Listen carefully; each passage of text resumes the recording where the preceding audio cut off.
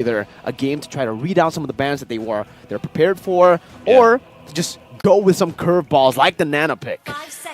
Well, wild pick or not, it's the last game, the last match, rather, for the wildcard stage here at the Mid-Season Cup. One of these teams wants to start off by locking in their slot on the group stage to see the world. Will it be HomeBois or will it be Entity7? Let us know in the chat as well which team you're supporting here, as this is the first game in this best of 5. And they want to get off to a great start, both of these teams. And with the lineups that they have, taking a look at the emblems here, that's more or less the same of, what we're used to seeing anyway. No new emblems being brought up for these lineups.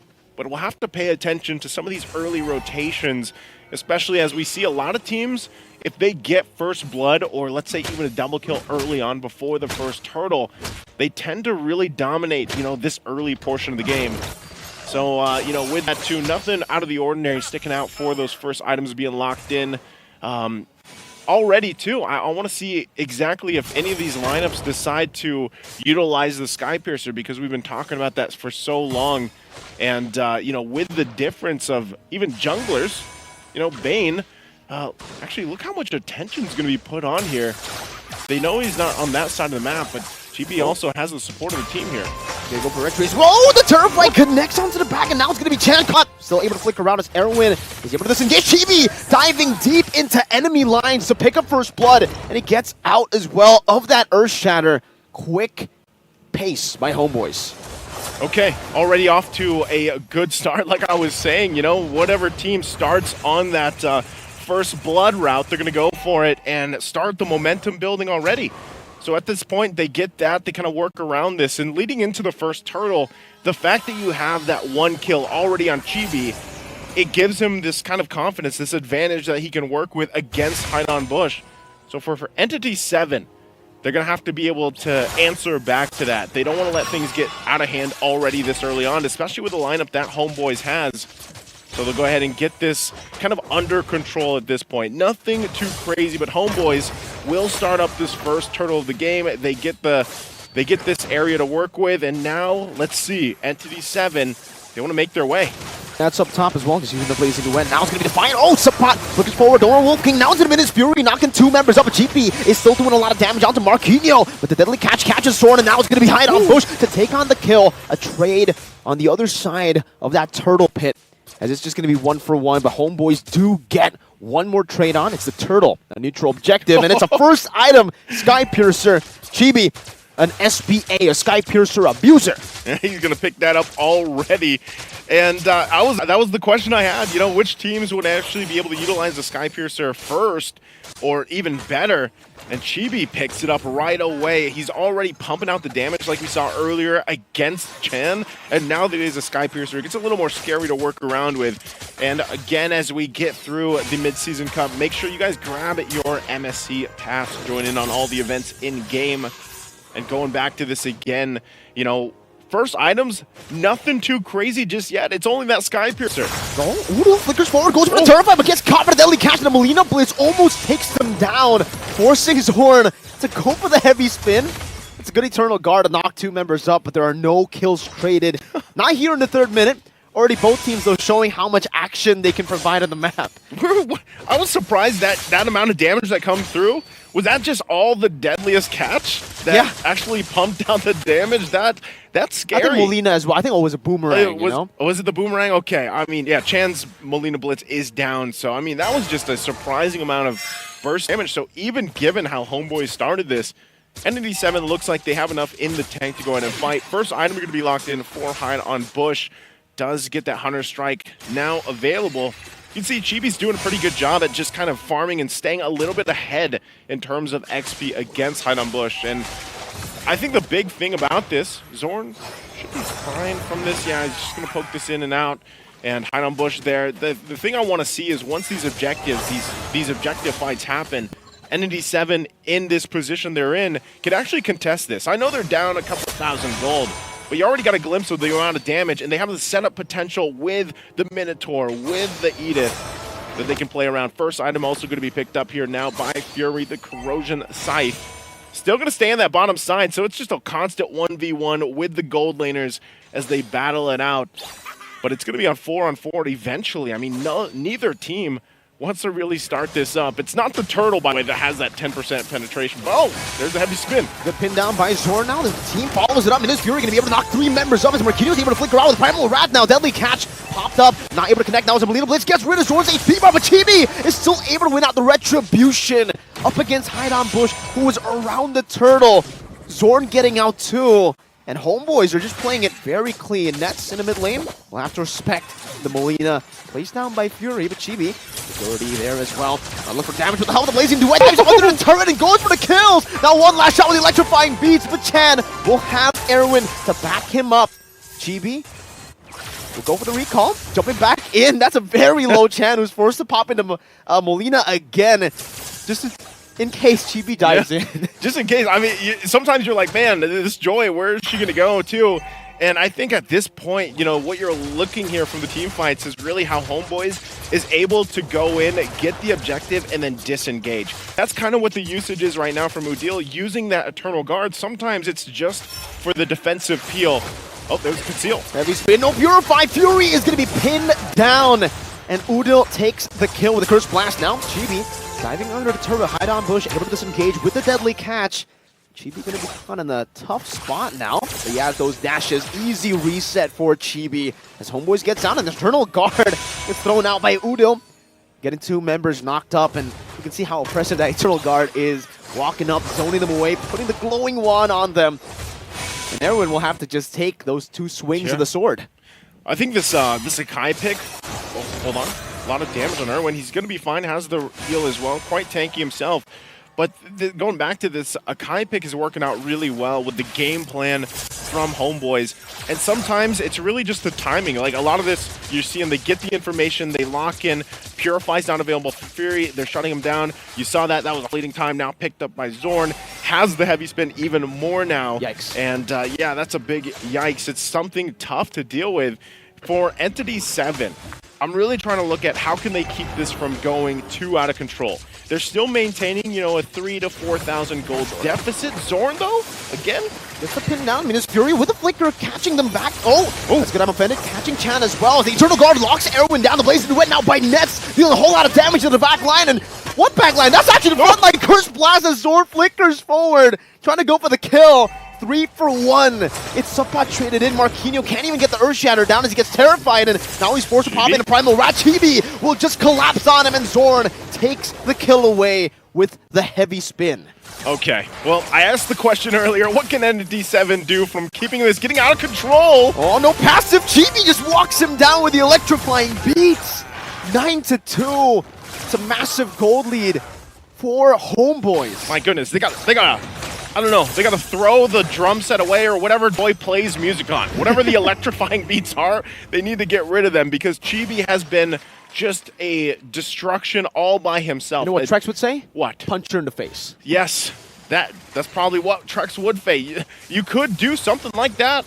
Right, look at this team fight in the replay. You see this, and then the Nets coming in. This is the nothing but Nets moments where he goes in at the right timing, pops the Blazing Duet, signature pick of his, comes up, cleans up, and then they add a little spice, a little sugar on top of it. They go in under the turret even, and now another fight. I'm offended into the Eternal Guard. Marquinhos gonna be pinned down before he can even do anything, and look at that, just with a few basic attacks, he gets it. Only a bit on 2 Nets. That's a good shutdown as hide on bush. Goes for some damage. Fury picks up the kill. Meanwhile, Chibi gets rid of Erwin around the other side. It's a gold lane in the next speed, traded in for an XP in a roam. So for HomeBois, I think they actually lost out on that trade. Yeah, this is actually good for Entity7 to be able to actually get a couple kills that they needed. Also, Fury stayed alive here. He's got at least the golden staff now going with that corrosion scythe. Needs a little more time to catch up. I mean, he's 2,000 gold behind Nets. So where is Fury going to find that gold? And right now, the answer is in these team fights. You know, he's kind of forced to stay together because what happened earlier. Even if he has the Purify up, there's enough tools from HomeBois to just kind of still lock him down if he's trying to farm up by himself. So he kind of needs to constantly be aware of where he's going to be getting that gold to catch up here. He could be a saving grace for this lineup for Entity7. Zorn just checking things out here. They might still force a fight. HomeBois loves to do this. Oh, I'm offended. Will not be able to connect on Erwin. So they got this information. Again, we're still 15 seconds away from this Lord to come up here. Entity7, I wouldn't say they're in a good position to actually contest the first Lord, though. We got to remember, though, right? If we take a look at the game time, this is HomeBois' territory. This is 13 minutes that they usually end their games in, the window for HomeBois, you could say. But for Entity7, if you paid attention to the stats earlier in the head-to-head, they like to take the game a bit longer. And technically, I can see that skirmish being done by them. It's a deadly catch to disengage from the IMFN. Chibi just using electrifying beats. Oh, Marquinhos with an Earth Shatter Flicker. Trying to go for that catch. But back to the point, for Entity7, they want to prolong the game. And their composition with the Nana, with the Karen, technically almost everyone in that team, you can go for the late game team fights and they'll be very, very good for you. Well, their average game time was what, the 19-minute mark. So if they can bring this game number 1 to that point, it'd be better for them. But right now, as the Lord is just going to be easily secured by HomeBois, as has the Turtles previously, Entity7 will find themselves on the defense. And as we get a glimpse at the items falling into place here, before that, nets will be fine, it looks like. So, again, still time-wise, Entity7 needing to catch up nearly across the board in every lane in terms of itemization, at least for Chan with a Lightning Truncheon, and then you have the wings there. You know, you have enough damage, actually, with a Molina Blitz to be a threat, especially if you're able to combo it with that deadliest catch. You can see there, though, he still needs to climb. Bro. Interestingly enough, look at the damage out. I thought he'd be able to do more, but he just hasn't been able to land enough Molina Blitzes or just damage. Look at Udil, though. Yeah. Look at Udil's damage, you know? So, again, a little more defensive picked up here. The Flask of the Oasis now for Irwin. They're going to have to defend against this. It is that first Lord. They do use the Deadly Catch to clear it out. They get a Flicker out, too, from Udil. So that, for now, is going to work out. But even Sapat not able to go in unless he pops this Flicker. But so far, it looks like HomeBois will just go ahead and get these turret shields down. And there goes the Eternal Guard. Yeah, just a little bit of damage. Now, onward. Earth Shatter catching Sapat, bringing him back under the turret. Minus Fury as well. Now, Ness forced to use a Purify. As a two-man pin down, but Arrow's going to be able to flick around. Marquinhos will be taken out by the electrifying beats of Chibi. Just the 2 XP laners traded here in the 12th minute of the game. That's a BOD, by the way, for Hide on Bush. I think this is better for Entity7 if they can just hold it down. Again, they need, I would honestly say, 6 to 8 minutes. They'll be in a better position to go ahead and deal with HomeBois. But as you're seeing, HomeBois is actually pressing the situation. Electrifying beats again, Chan. Okay. Wasn't able to get that Molina. Wasn't able to take him out under the turret to punish him. And HomeBois just are still playing it slow now. It's still the question of, like, how do we deal with Chibi? He hasn't died yet. He does that time and time again, goes in, electrifying beats, pops some damage, and, you know, part of it, too, is just dealing enough for then the follow-up to come through from that. So like we've seen so far, it's almost like choreography at this point from HomeBois, but Zorn also doing his thing? Yeah, doing his thing. He knows there's probably someone over here from Entity7, so they'll go ahead and just really, for HomeBois, they can't really cap out on anything just yet. Oh, this is interesting, right? Okay. So this is what I was wondering also with Chibi. He does have the Genius Wand, and so I think it works brilliantly. Oh, Zorn. Heavy spin. The Earth Shatter going to dodge away from with the Battle Mirror image in the back line. Don't like a look at Chibi. Again with the electrifying beast and taking Chan down. Everybody melting, but he just gets deleted in the back. Marquinhos with the Primal Wrath and Fury. These basic attacks that are just so deceiving. That's the carry damage. You don't expect it, and then suddenly all of the hits. You get punched in the face. You get punched in the face. Chibi got punched in the face. That was a bit more brutal, to be fair. That wasn't like a punch. That was a kick. That was okay. That was a kick in the face. I don't, Chibi, a head kick. Yeah, Chibi thought he was okay, and then he's like, "Oh wait, hold on. What happened? What happened?" And I was gonna go into the point where he has the Genius Wand, which actually works really well with Udil, and why they can follow up. But man, talk about just a clap back from Entity7 in that last fight. So with that, I would say Entity7 is able to get enough kind of confidence in even dancing off with this Lord. Because like we mentioned earlier, guys, the Lord gets pretty devastating. Even at this one, the second one of the game, Chibi can't just sit there and deal with it. He's going to have to also rely on these other members from HomeBois to take that front. And if you look at Entity7, they have a lot more tanky options to hold that Lord, to hold that front side of the Lord if they have to. So for HomeBois, they might find themselves in a bit of a difficult situation where then they have to decide, do we split push? We have a Claude, he's online, Nets has done this time and time again, you know, and on this specific hero. So that's something that Entity7 might want to watch out for. Conceal going to be used. Zorn, but not going to be able to find anything, so they go and just might go ahead and set up for this Lord. Yeah. I think that's exactly what they want to do here, but they got to burst it down. They got to commit to it. If they take too much damage, these members aren't really tanky. And you can see from HomeBois, they're just going to go and shred it down. No problem whatsoever. Chibi even just jumping in. He is half HP though, so I think he has to be careful, and he will just use electrifying beats for the minion waves. A good Lord take for HomeBois. But Entity7, it almost feels like they know that they can't go for that. They can't contest it, but they can defend. They can defend. Actually, their clear is pretty good here, especially because they have a Nana, for instance, you know, who also has the Divine Glaive locked in now. You also have Carry now locked in, itemization-wise, already locked in the DHS, has the meter gold rose as well. So you have a little more defense to deal with some of the magic damage that's being pumped out, and that's been the main problem for Entity7 against HomeBois. So they get ready for this Lord to push in. It's going to go ahead and get this charge off. See if they can defend their base. Oh, has been already used up in the bottom lane as the Eternal Guard gets popped in and just zoned him in the way. Chibi in the back line just doing so much damage. What? Fury assassinated by Chibi in the back. And now with the Eternal Guard munching on Erwin's HP bar, it will just be them completely wiped out. Everyone except for Chan. And they'll secure game number 1. My, oh my, on a second Lord. HomeBois said, yep, let's go, and they went. Taking out just Fury, one of the main members we were talking about leading into that, to be online and to fight for that defense. Chibi knew the assignment, went for it, and got it. So that gives HomeBois that first step towards the direction of getting that spot in the group stage. Very strong game for them. You know, again, it took them a little bit longer than their average game time, but as we take a look at the highlights, you saw this joy, this first pick that we're seeing here in the mid-season cup for the wildcard stage.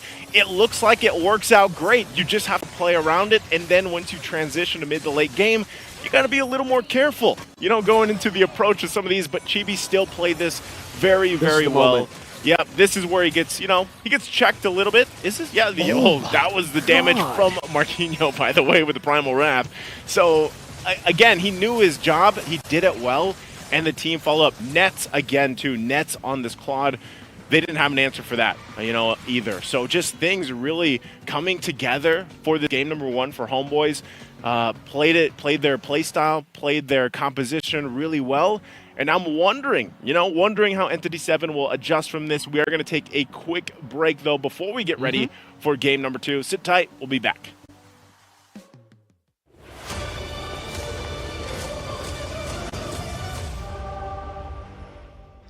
Twists, turns, and a little bit of burns is how I describe day 2 wildcard for Group B. Full of excitement and full of crowd favorite. But one team stood above the rest, and that is going to be HomeBois, all the way out from MPL Malaysia, Season 13, dominating again in a similar fashion for Group B today in MSC 2024, Saudi Arabia, Riyadh. I have the whole team with me side by side, and man, the world has a lot of questions. First of all, guys, an amazing performance for today.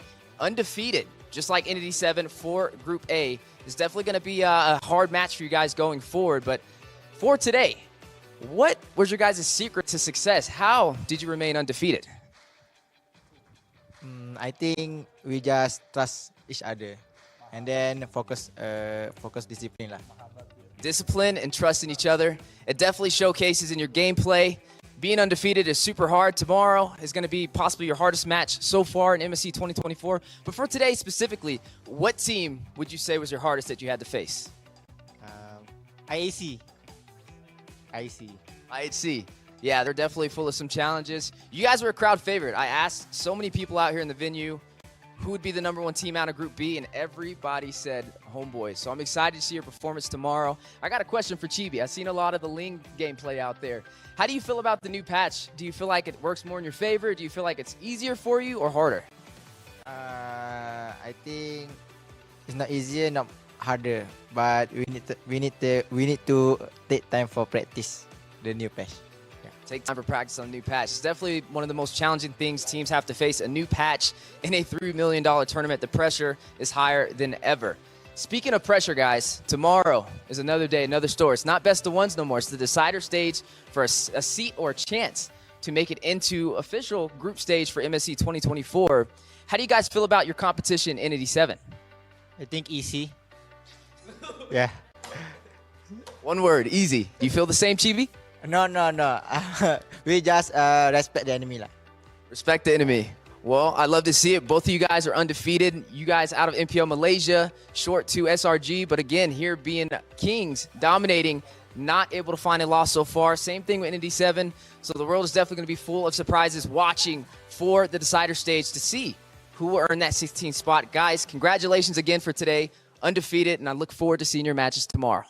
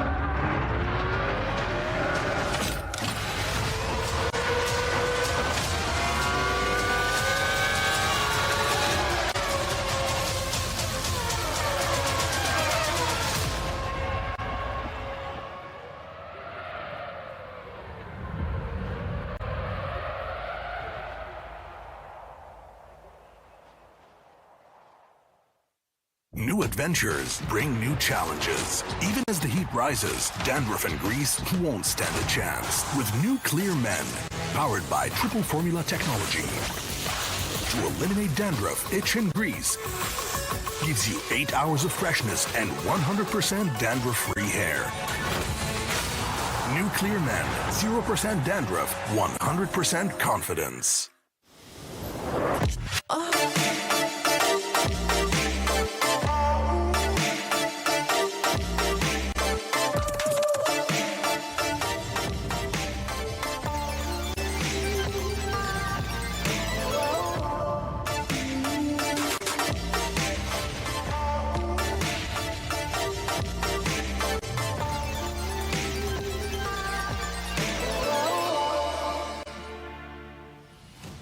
And we are back.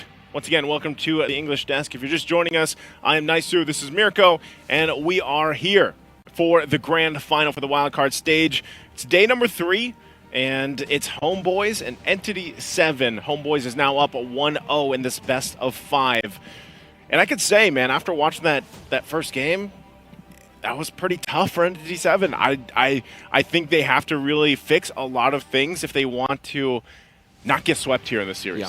I think definitely one of the big things that you can take from game number 1 was the fact that Chan was just not comfortable on the Nana pick. Because it was already surprising to us that we see the Nana. Maybe it's a pocket pick. Maybe it's something that they want to experiment on. But if you take a look at the entire draft, that was what HomeBois were preparing for. Yeah. They wanted him to be on a pick that he's not comfortable on. Sure, the Nana could work. I think in that game particularly, they had a lot of combos that could work. But the thing is, HomeBois, they banned 4 mages. So Chan was on their hit list, at least all the way in the draft. So I think for Entity7, easy adaptation will be pick Mage in the first phase. Pick the Mage at the first phase, yeah. I think that could, I agree there.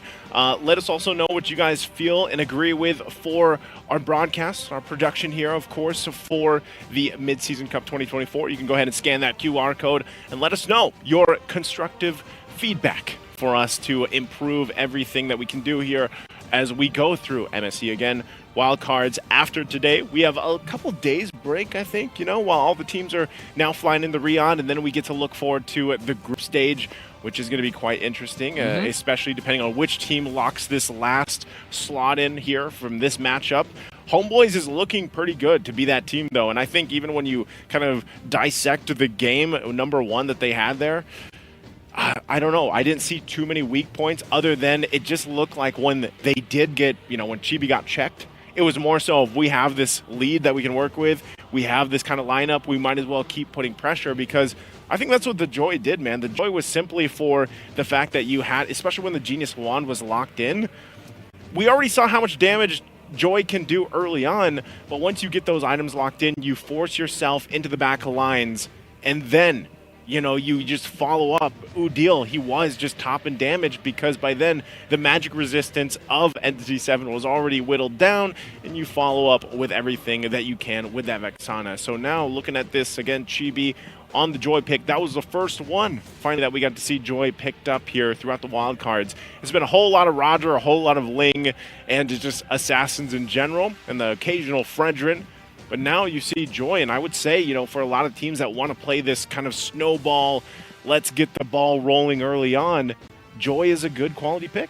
I wonder what he sold, by the way, to get that immortality, right? Because I was actually going to mention in the game that it is a very glass cannon build that he went for. But in this game, 16 minutes, so a bit longer than the average duration for HomeBois victories. Usually it's 13 minutes and maybe like 14 max. But E7 were able to bring that out of HomeBois just through making the right decisions, I would say. Because even around the last Lord, I think it would be way riskier to go for the contest over that defense, right? Unfortunately, they weren't able to go and pull off the defense either, but I think they would have been able to had Chan gotten a better pick compared to the Nana in the early phase. So really got to give props to HomeBois here. They did their homework.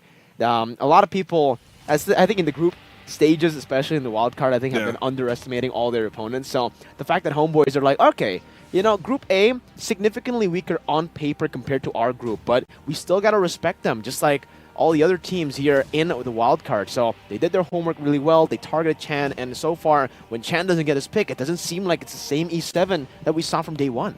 Yeah, definitely. And like we had that fact when we were in the draft for game number 1, you know, he's been a monster on the Luyi pick, so I think that's probably a staple from HomeBois, at least for the draft. They're just going to ban out the Luyi. So then, yeah, you gotta wonder what is going to be available for Chan, because we've seen him be a playmaker himself throughout Entity7's run in their group, and now that they're at this point, they've got to be able to answer some of the pressure that HomeBois is putting. I think any team that goes against a team like HomeBois, and there's a lot of them in the groups waiting, I feel like, you have to really adjust early on, man, because for some reason, well, I know the reason, it's this patch. Things have changed, and you can't have these like slow starts anymore. You really can't, no. It's all just like fighting, clashing, and even when it comes to those Lord fights, it's the same thing.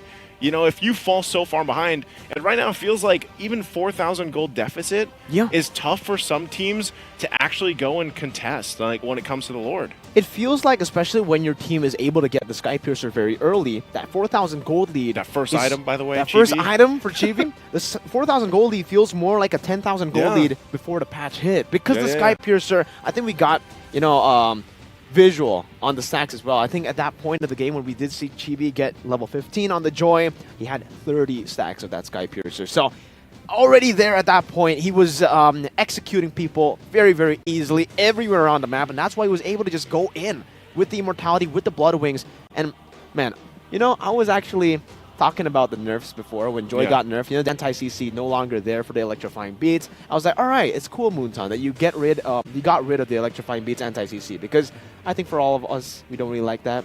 But damage, why did you nerf the damage too? And now after seeing this, okay, this is a nerf Joy, by the way. This is a Joy that can be stopped. And he was unstoppable in that game. It's still, in a way, it's like a glass cannon, right? But we'll see what adjustments happen here. We are going to be just heading to the draft here in just a bit. So let's go ahead and take a quick little trip to the Drat. Okay. That's a quick little trip. That is the trip. For the first time, you know, your quick little trip was actually quick. Yeah, that was about a second or so. That was a second? No way. I mean, like, you usually say, you know, that's been a second, and that actually, it's like a day or an hour at least, bro. Well, you know what? That was less than 10 seconds on my time. I think that's like my time too. Maybe you've adapted to my time, to the human time building, man. I'm in the human time zone now, but look at this. Louis Yi is actually going to be the staple ban from HomeBois, like we talked about. So that's not happening for Chan. Chan's gonna have to have a different idea, and I think that's how it's solved, Miracle. I think you hit the nail on the head. Just pick up that mage first phase if you're E7, because you get those 2 picks being on the red side.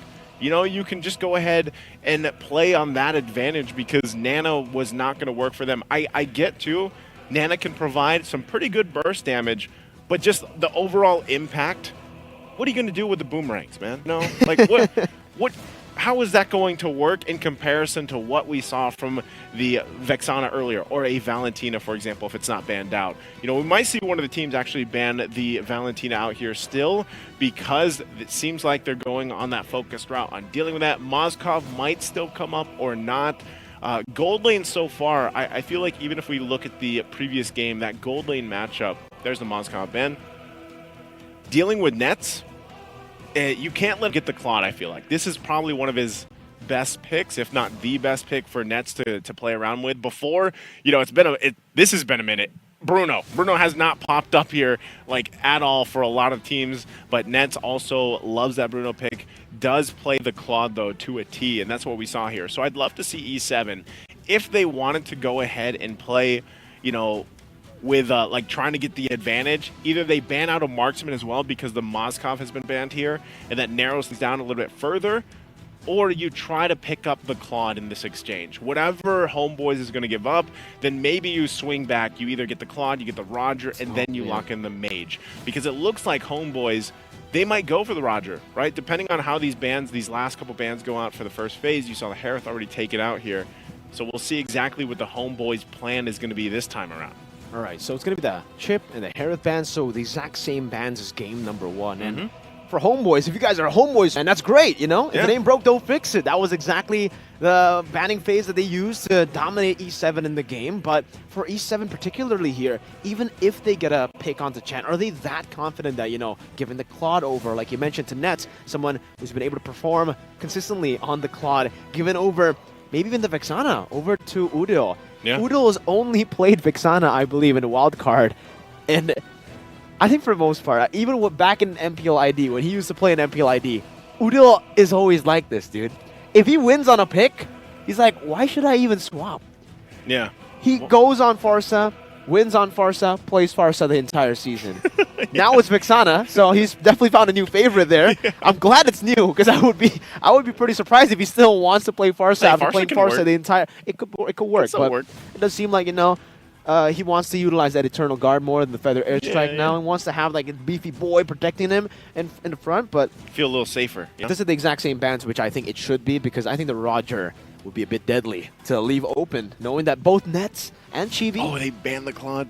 Oh, the Claude ban comes through, but you leave open the Roger. Is this HomeBois just swinging for it? Oh, the Claude is a great ban. I understand, you know, you mentioned it. It's great on Nets, but the thing is the Roger could be flexed, and both Chibi and Nets can play it so well. Chibi, just yesterday, it was the same kind of build that we saw for the there he is. For the Joy. But yeah, Sky Piercer, War Axe, Endless Battle. He didn't even go for the Windtalker. That was how ahead he was. Yeah, they're happy with this too. They're smiling about it. You can see that. You know, it's interesting because he's only got a 44% win rate, but that's because he's been flexed. I would say his statistics in the gold lane aren't as good as we've seen them in the jungle, and that'll probably carry over even into the group stage.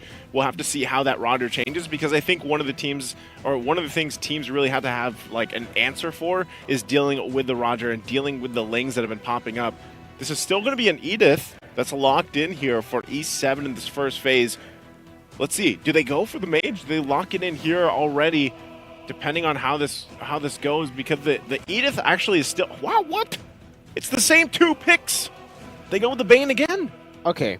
They should change the third pick. They should change the first maybe they're just trying to look at HomeBois first. You got the Roger already. Are you going to pick up the Vixana again? If you do go for the Vixana, okay, that's like I said, it'll probably be the Vixana, and then same. Okay, we're just seeing. You know what? What's scary? We're seeing a change, but that was actually a good change for HomeBois. They got a better pick than the Claw. They got the Roger. Now they have 2 flex picks, right? In the previous draft, we saw the Claude and then the Ruby Vixana, which means that the Vixana and Claude, we know where it's going. Ruby, a bit of a flex. Now, we get to see the Roger, so now it's going to be even more confusing. If E7 go for Minotaur... We're in the Twilight Zone. Oh, man. It'll be very scary for E7 if they go for the Minotaur. I mean, it's good for their combo. I get it, but also... You can see the previous draft right above there. I just had to, look at it again. Just confirm it was the previous draft. Confirm it was exactly the same. I guess we'll see here if it's going to be a change. Maybe they go for a mid laner. Maybe they even go for a... Oh. Okay, there you go. They pick up the Eve. There, but Eve wasn't banned.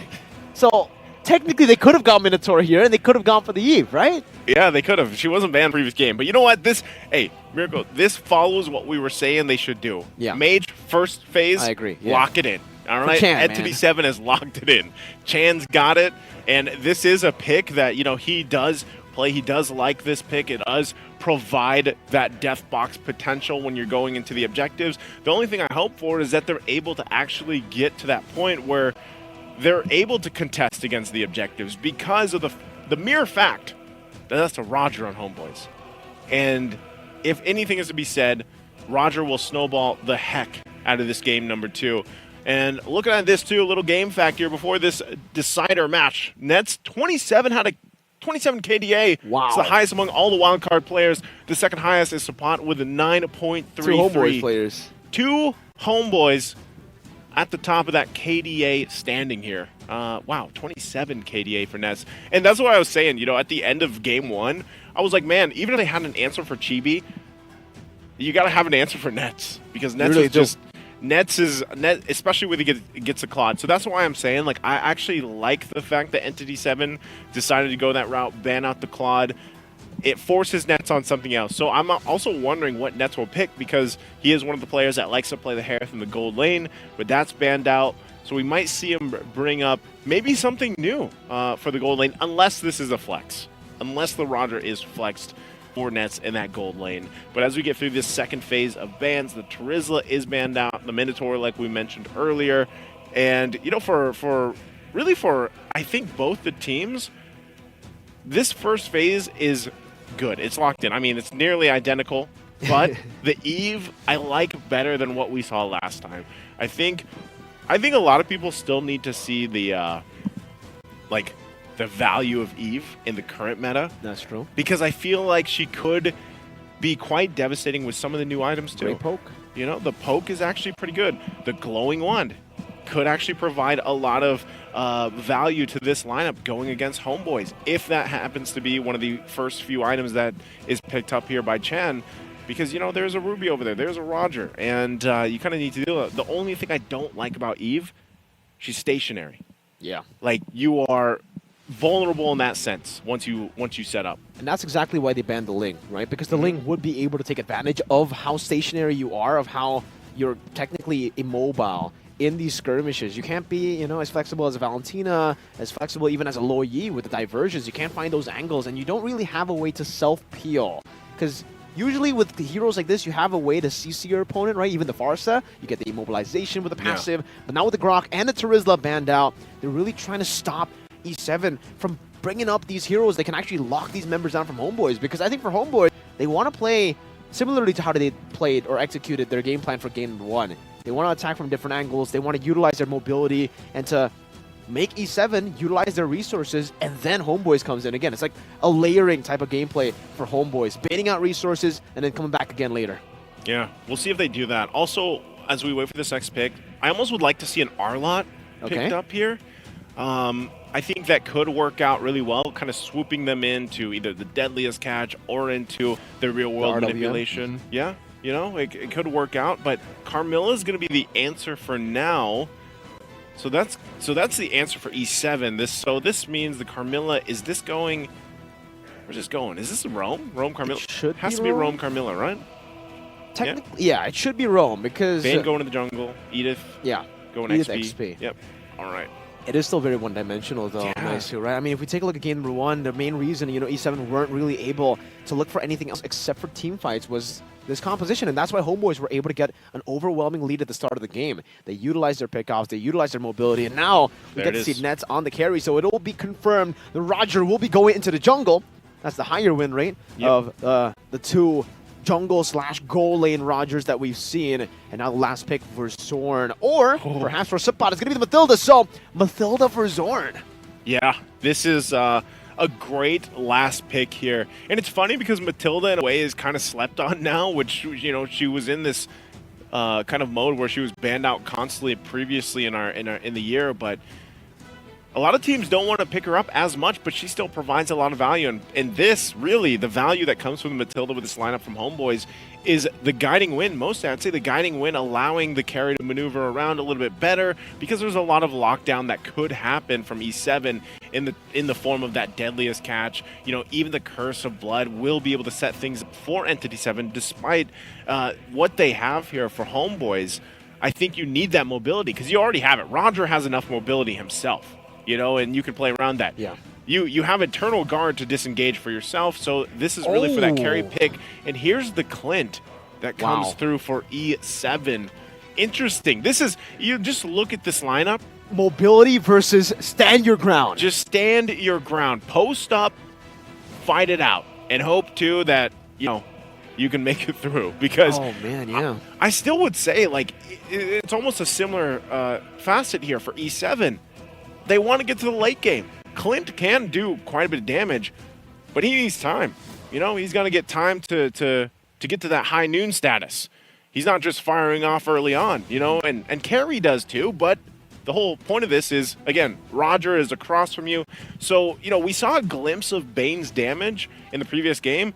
Hopefully they can have even a better time, because he lost a lot of his purple buffs. If you guys lost if you didn't see the breakdown there of buffs, they need to lock that down for him. So, we got the lineups here locked in for both teams, HomeBois and E7. It's about same, but a little bit of diff. Let's head into this game number 2 and find out if Entity7 can bring this series in the best of 5 to a 1-for-1 as both teams get closer to locking things in for the group stage.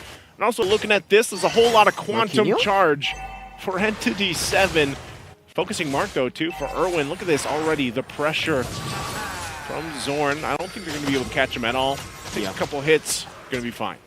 All right, Warcry, by the way, for Chibi. But this matchup in the gold lane, it should favor Fury by quite a bit. Marquinhos already with the rotation very early on as well. That would explain why he went for the lane cut very, very early. Udil, though, still with this Vixana. Chibi getting brought back. Irwin is going to be taken out now under the turret like it pounds. And Chibi, he didn't even follow through under the turret. He gets out. Warcry plus, obviously, man, the like and pounce interaction. Sometimes you follow. Sometimes you just deal the damage. Sometimes you just somehow you follow him and you're still in the jungle, It works for them. It works right there, and this is exactly what we were talking about in the draft, guys. When you get this Roger locked in and somehow, some way you're able to get the lead, which most teams play around this. If you are going to draft a Roger, you look for that play potential early on, and that's exactly what HomeBois did. Good response here from Hide on Bush. Whoa. An interesting dive into the deadly catch. He goes Zorn, though, provided the guiding win as the turret fight connects onto the back line with the Curse Blast as well. Hide on Bush, unable to go for the kills. And Chibi, you can see him. He's smelling blood in the water. The Hide on Bush will be able to escape. Under the turret he goes.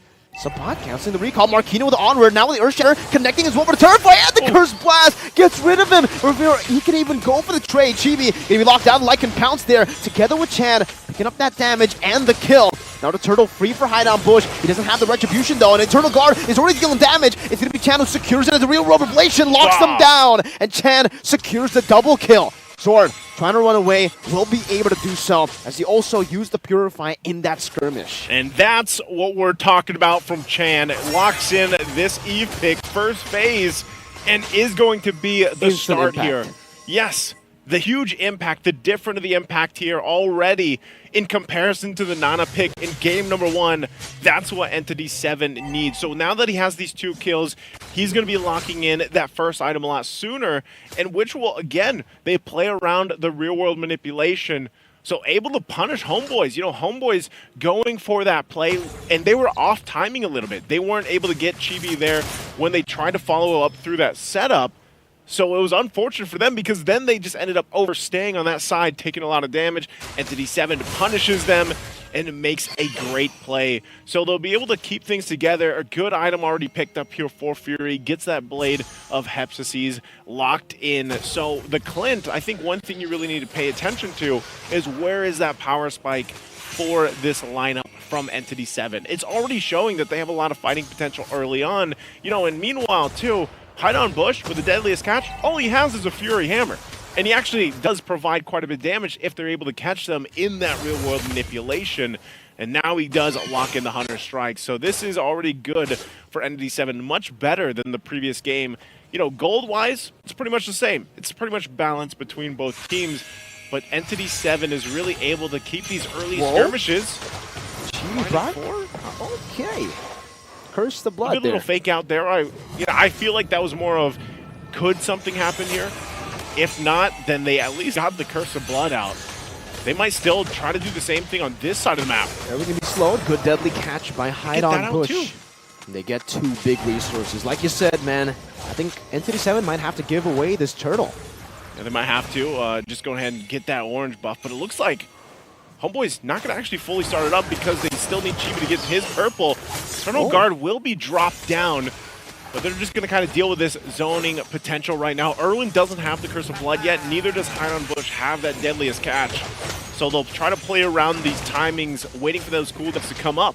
Oh, Marquino with the Earth Shatter and the Flicker combo connecting on the Chibi with Onward, not connecting with the Primal Wrath, does enough damage with that the catch as well. Chibi's like and pounce now caught in the real world manipulation as Hide on Bush gets rid of them. The Curse of Blood on a 2 right into the combo of Hide on Bush. Earth Shatter knocking Udil up, doing some damage. Chan with the Flicker forward, but Udil will respond to that with his own Flicker. Both teams now for Chibi, he was not able to get anything. It's going to be E7. Straight into the tier 1 in the mid lane, taking it away. And this is a good lead for E7.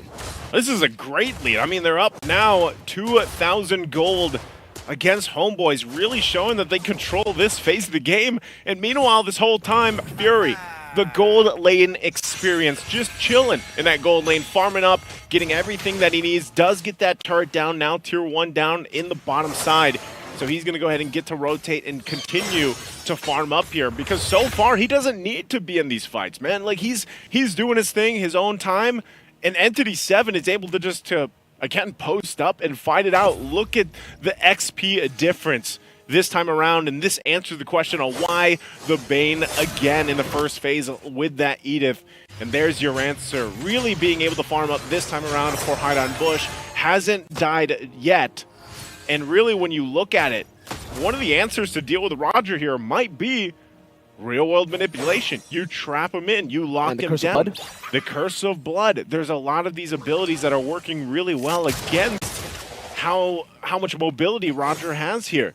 And now hopefully they can maintain that, but you see this too, the War Axe is going to be that first item locked in, so it looks like even for Chibi, you know, he wants to be a little bit more cautious and not just going all in on that first Skypiercer build path we sometimes see from the Rogers here in the jungle. So with that right now, HomeBois is going to find themselves working against a minor deficit.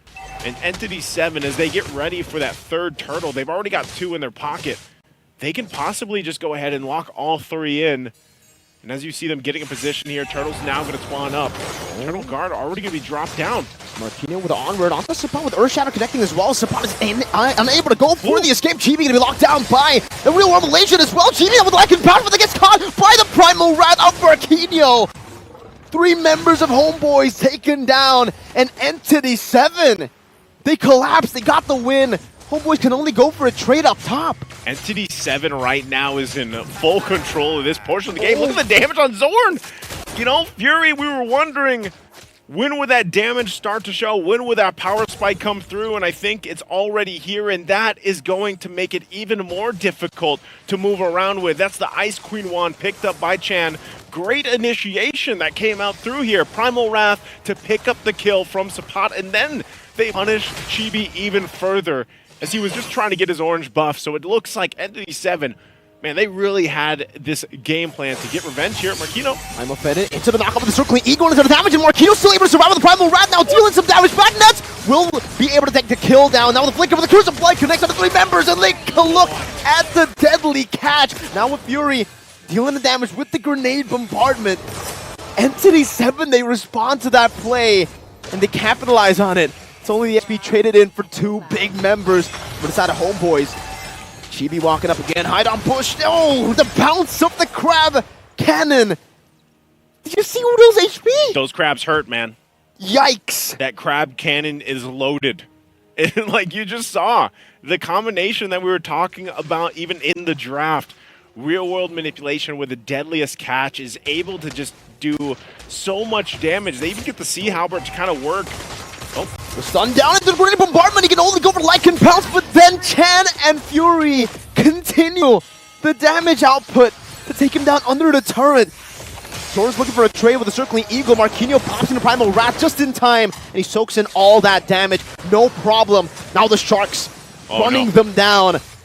The Crab Cannon nets! Oh! The bounce as Fury takes a turret for free up top, buys the Sky Piercer as well. 9 minutes in, and this is an even bigger goal lead that Homeboys had in Game 1. Yeah, this is Entity7 from what we saw through their groups, going the distance 3-0 in all their games, sweeping their group, going against the same for Homeboys as they swept their group. But man, it looks like just Entity7 very strong in this game number 2. Look at the damage. Look at the amount of damage that this pick, this Bane is doing in the hands of Hide on Bush. Dude. Yeah.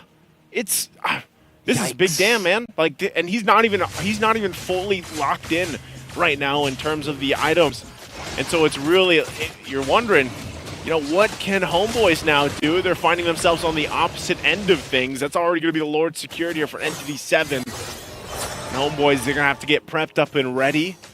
For Nets does pick up the DHS, an endless battle for Chibi now as well. Wow. Some of those items still paying, I mean, you could say they could pay value to this lineup for Homeboys, but right now, as you look at the disparity in terms of items, they're having a difficult time fighting. You almost have to rely on them to get the ultimates out from Entity7, especially the real-world manipulation, but it looks like they might just find themselves on this defense.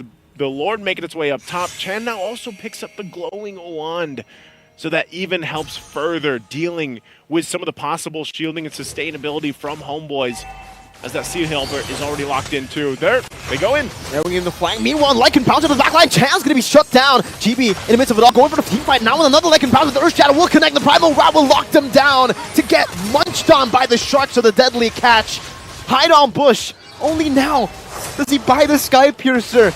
I thought he already had it with how much damage he was doing. Now in the mid lane, base turret, that holy defense already getting procced down, as now it's going to be Fury with the grenade bombardment together with Hide on Bush, munching on the base turret HPs. With the First Lord, they're able to take all 3 up top of the Lord, down below with the Sharks come down again onto the base. Udo trying to do some damage to the Curse Blast as well, but Erwin will just walk it forward. 11 minutes, Entity7. Where is? They didn't even have a chance to defend. I mean, Hide on Bush was not hiding anywhere. He just goes in, knocks down the base, under the 12-minute mark. Entity7 came back in game 2 with a vengeance, man. Wow. Sky Piercer. When he got the Sky Piercer, I was speechless because I thought he already had the Sky Piercer. How was he doing that much damage?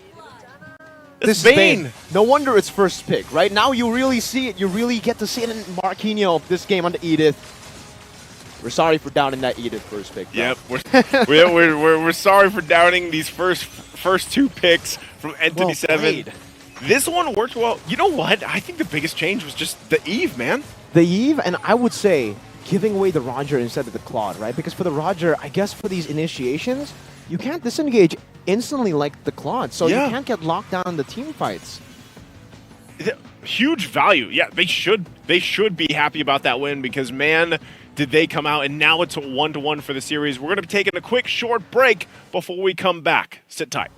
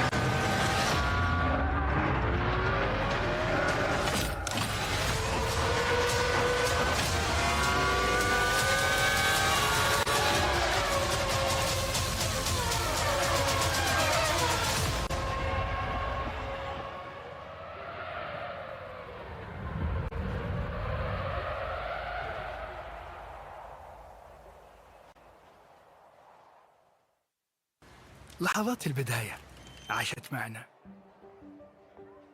كنا نحسبها وقت للتسلية بس. نحسبها بس ذكريات. عبود أعطي أختك اليد يا ولد. ابتكرنا فيها ابتكارات، وإذا بغينا قلبناها خرافات. كنا نحسبها بس لمة وصحبة وسهرات. انتبه نوب ترى نوب. لكن كنا نشوف عالم ما حد يشوفه. ليت يشغل وقته بشيء يفيده. الله عليك على اليد سود. عالم كبر وعاش فينا. عالم الحماس فيه يوصلك كل مرة الحلم أصعب بس ما يصعب عليك. بارد معك وين ما تروح. And welcome back, ladies and gentlemen, on the English desk here.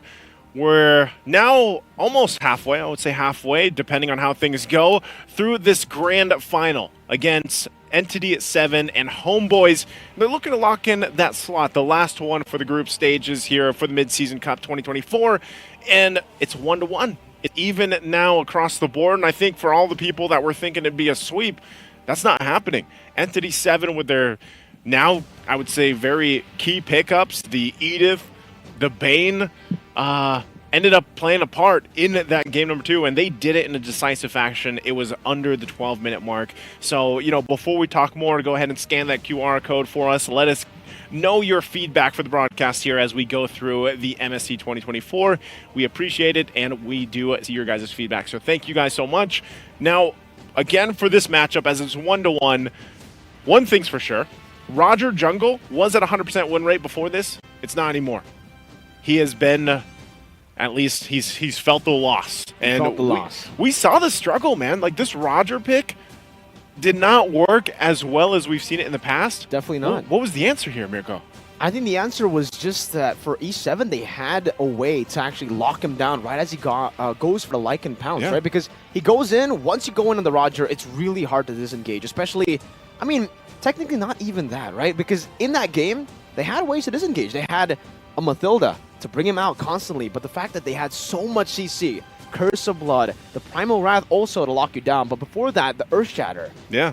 So many layers on top of that, RWM. so much damage, and you mentioned it, the Eve, the real world manipulation that locks you down as well. Inside of that immobility field, you're going to have to blink out. That's why the Claude was so prio. They prioritized the Eve because they went for the Claude ban already. That blink, no longer there. I think it was very clutch here to pick up the Eve, and that's kind of what we were looking for. You know, Nana didn't work in game 1, bring out the Eve. Hide on Bush here on this Bane pick now back-to-back. Like I said, he came out with a plan this one because he had a difficult game 1. He actually had good damage in game 1, but he didn't get any time to really even have the purple buffs. He wasn't able to rotate the way that they wanted to because they got so far behind in terms of even that jungle. But this time, you know, Hide on Bush was a huge component to this lineup working. And even if you look at the items, you know, he picked up, like Mirko mentioned, that Sky Piercer was later. By the time the game was nearly done, he locked it in. So just with the Hunter Strike, pretty much the Hunter Strike and the BOD, and then he had the Sea Halberd, Deadliest Catch was deadly, man. You know, mind the pun, it was crazy to see that amount of damage in the real world manipulation, and I think that layered together worked out really well, because what we're talking about is when the Roger is trying to sometimes even avoid getting, you know, some of the damage, they're using that Lycan pounce, but when it's timed up with a Deadliest Catch, you know, the way that the sharks go through the real world manipulation, the timing is not going to be there. You're going to get caught no matter what, and that's what we saw really shut down and control this lineup from HomeBois. And yeah, interestingly enough too, I feel like with that Matilda pick, Zorn wasn't able to play his game. Like, I feel like Zorn is able to be a lot more proactive on some of those tankier, you know, roams that aren't, initiate with Matilda. You technically can kind of initiate with Circling Eagle, but you're more so there to protect the team by using the Guiding Wind, play it a little more passive on the back front, you know. And so I think that might have to be the adjustment here too for Zorn for Game 3. But I'm wondering, man, is this just going to be the same first 2 picks that we see from Entity7? Like, are those the game changers, the Edith and the Bane? Or is it going to warrant a possible ban from HomeBois this time? I think they shouldn't overreact, right? Because that's the thing that E7 did. After game number 1, they didn't overreact. They weren't like, okay, our draft is completely like garbage. You have to completely just put this in the trash bin and Throw it go for away, a completely different way. No, they were like, all right, no, we have things in this draft that could work. We just need to make micro adjustments here and there. Maybe we don't go for the mid lane in the second phase and go for the Minotaur to lock you down. Maybe we go for the Yi first. That's a comfort pick for Chan that can lock you down, and it also adds in as another layer of CC on top of the damage. And you mentioned it, Glowing Wand. Now you can get that down onto any one of the members on the other side, and maybe that's why the Mathilda has really fallen, right? Yeah. Usually, at least in the early to mid, you're able to get so much healing, so much sustain to the rest of the team. But because the Glowing Wand now has the NOD effect, That Necklace of Durance. and its first item for most mages, Yeah. you kind of lose out on that sustainability that you were able to dish out back in the day. Yeah, I think that's why I'm saying, like, even for the mages, I like that some of the shakeup in terms of itemization that is brought through, because that was always a struggle. Even me as a mage main, I love the mage, heroes here, but I always wondered, like, all right, when is the right timing to pick up Necklace of Durance? Because usually I would always go Glowing Wand, Ice Queen Wand. You'd have those, maybe depending on the build. Maybe you want to go Holy Crystal, and that costs a little more now. But now it's perfect, because now that Necklace of Durance is built into the Glowing Wand, and the value of it is huge, and that's what we're seeing here for a lot of these First teams item. utilizing. Yeah, first item, pick it up if you want to. I guess the other variation for first item for most mages might be an enchanted talisman, depending on that hero picked up. But this was great. This is exactly also when we talked about Chan specifically, what he had to do kind of to step up, because yeah, you mentioned it, Marquinhos already having a pretty good game 1. It was just unfortunate the way that they got collapsed down on from HomeBois. And so I think this was the proper adjustments. Looking to it, I mean, we didn't even get to see the Clint fully shine. Like, for the majority of the early game to mid-game, like, he was just farming. Gold lane experience, farm up, do his thing. And then when he started to approach the base, you could see it with the grenade bombardments. Like, the damage was there. First item for the Clint was the Blade of Heptases, but he didn't even get to use it because he was just farming. No one wanted to fight with him, And then at the end of the game, like we mentioned, you really saw the impact of the amount of burst potential that came from this lineup from Entity7. And it's interesting, man. I'm wondering if this game 3, what kind of adjustments will happen here. Because we haven't had a game go past, I can't even recall throughout the wildcards. I know we've had maybe a couple 20-minute games, but we haven't had one go that distance. Yeah. That 25, 26 onward. And we've only really seen best of 1. So the fact that now we get to see both teams having to adapt to the different circumstances, to the different drafts as well. The picks, the compositions, the execution, most importantly. Because I feel like even if, in the draft, E7 had answers to HomeBois' draft. Yeah. HomeBois could have done it. HomeBois could have still executed it, but maybe they got overconfident. We'll see on their confident level here as we head into the draft for game number 3. So we'll find out, what the plan is for them. Let's go head over to the draft. So my big question now, Naisu, has got to be, how's LaFell feeling, right? Because, man, HomeBois yesterday, he already almost got like a heart attack in the game. Remember. He almost threw against T2K. Is that when the hat came out? That was when the hat came out. Yeah, like they won, and LaFell was already shaken, His heart was going crazy. Now that the HomeBois have dropped the game, they don't look invincible anymore, not in the wild card. E7. Yeah. I able don't know, to adapt. I know, by the way, I think, shout out to LaFell, because I think he's watching alongside Trex as they're both on rest day today. And I don't know, I feel like a lot of people came into this, though, Mirko, thinking it might be an easy sweep for HomeBois. Like, I think that was, for some people that might not even know Entity7 very well, or let's say they missed part of the group stage leading up to this grand final. Some people might even be surprised, whoa, Entity7 grand final gets HomeBois, and then they're like, wow, now it's a 1-to-1. This is a great thing, though, for Entity7. It is. And just for, the region as a whole, because they're so competitive in their play style. And that's why I was saying before, man, the teams that like to play like this, they really shine on this current patch. same bans look like they're coming out. You know, Lo Yi still the chip, the Moskov. I think E7 might even still decide to ban out the Claude as their last ban for the first phase. They could still go that route, but so far I think it's interesting because it's still the same sides too. HomeBois is going to be on that blue.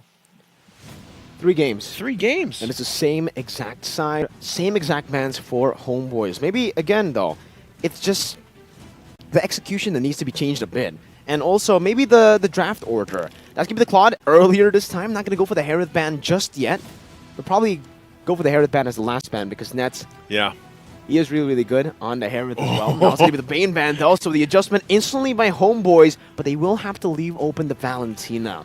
And I think that's a great option to go for, the Bane ban, because for the Valentina being left open, you can also pick it for yourself. Yeah. Udil is an amazing player on the Valentina. You could definitely utilize that in the draft for HomeBois and in the game. That versatility that it adds towards HomeBois, if Udil does get his hands on it, would be really, really great.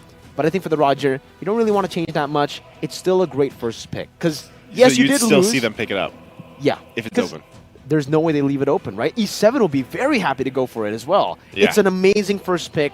You may have not gotten the best of games on the Roger in game number 1 or 2, but they leave the Roger open. They go for the Valentina first, and this should be an Edith Roger, unless both teams say, you know what? Nah, that pick's overrated. Nah. I'd Oh, win. there it is. They're Okay. like, yeah. We would, yeah. Throwing me back to nah, I'd win, right? That was Roger for a little bit before he lost in the jungle. So, you know, gets his first loss in the jungle. Still, the percentage there that you guys see, of course, it's because he's flexed. And even with this, we don't, let's say, 100% just yet that he is going to be put in the jungle. Yep. Could possibly go in the hands of Fury here to go in the gold lane. But I think HomeBois is wanting to change things up a little bit, locking in that Valentina, who has been banned for the most part, actually quite a bit throughout the entire wildcard stages, because Valentina is just that hero that provides a lot of uniqueness to a lineup, and then it also forces the enemy team to draft possibly in a different way, because you really have to consider what ultimates you might be giving up to that Valentina. So as we wait for this next 2 pick, wow, there it is. The Ling is finally going to come to play. So Ling is locked in. Ruby is there. Funny, too, that, you know, the game plan was the Ling. And so I think this also forced an Angela ban coming out from Entity7 if they want to, right? Because technically you could still put that Angela in the mid lane, let the Ruby go roam. Or, no, sorry, the Valentina is there. So you could actually put Ruby. We've seen, okay, I'm not going to say this is crazy, but we could see Ruby in the gold, could see her in the XP. Definitely. And then Ling or Angela could still be picked up for that Ling. Yeah, we've been seeing that a whole lot, you know, the Ruby going to the gold lane. That would be really cool as well to see, but for E7, now what is it going to be? Because the Yve was picked up earlier, but right as they pick up the Yve, they ban out the Ling. You don't really want to be on that stationary target when you're up against the Ling, and that's why they go for the Kufra first here. The Kufra, obviously, with the bouncing ball, able to stop some of these dashes, and this is extra value. This is value. Why is it 3 times? Because that's a Valentina, a Ruby, and a Ling. That's great value. That's great value. That's amazing value. 3 of the picks that HomeBois have gone for can all be countered by the bouncing ball, and for E7, if they are able to use the bouncing ball properly, then everybody will be locked down in the place for the Roger, for the Edith to deal enough damage, and that's going to be the Minotaur ban as well. Great adjustment as they pick up the Kufra. Yeah, great pickup there. We see here, too, Chan is at 72,911 average damage. He's the highest of all the players for the wild card teams here, and which makes me think what mid lane pick he's going to go ahead and pick up to deal with this Valentina. Good read here, too. The Lonox is going to be banned. That is actually one of Chan's signature picks that does come through. But right now, still deciding on what they want to ban out. They did take out the Minotaur. Good choice to deal with some of the crowd control. And I wouldn't be surprised, like I said, if this is the case where you do possibly see HomeBois fit in Angela in this lineup, despite how things are falling into place. It could be what they need to deal with the setup potential from E7. The Kufra there alone is enough to be a threat. Like we said, it's value upon value to deal already with this lineup. Then you have an Edith. So the last ban is actually going to be an Akai.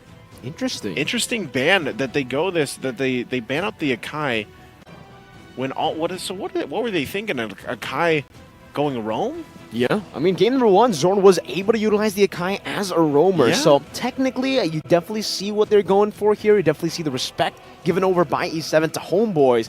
But now, with the Lunox ban, we have seen this before. Same thing in game number 1. HomeBois started to nail down these mid laners, and in game number 1, after Lunox, it was the Lilia ban. I think they should be okay up against the Eve now with this kind of composition, and they should actually find a lot of value to go up against the Eve with the Valentina stealing away the real world manipulation too. So Lilia should still be the ban for me particularly. No, they're going to go for the Vixana. Adds a lot of sustain, adds a lot of peel and cover, peel. CC for your team with that Eternal Guard and a good Terrify instant almost, and Vixana.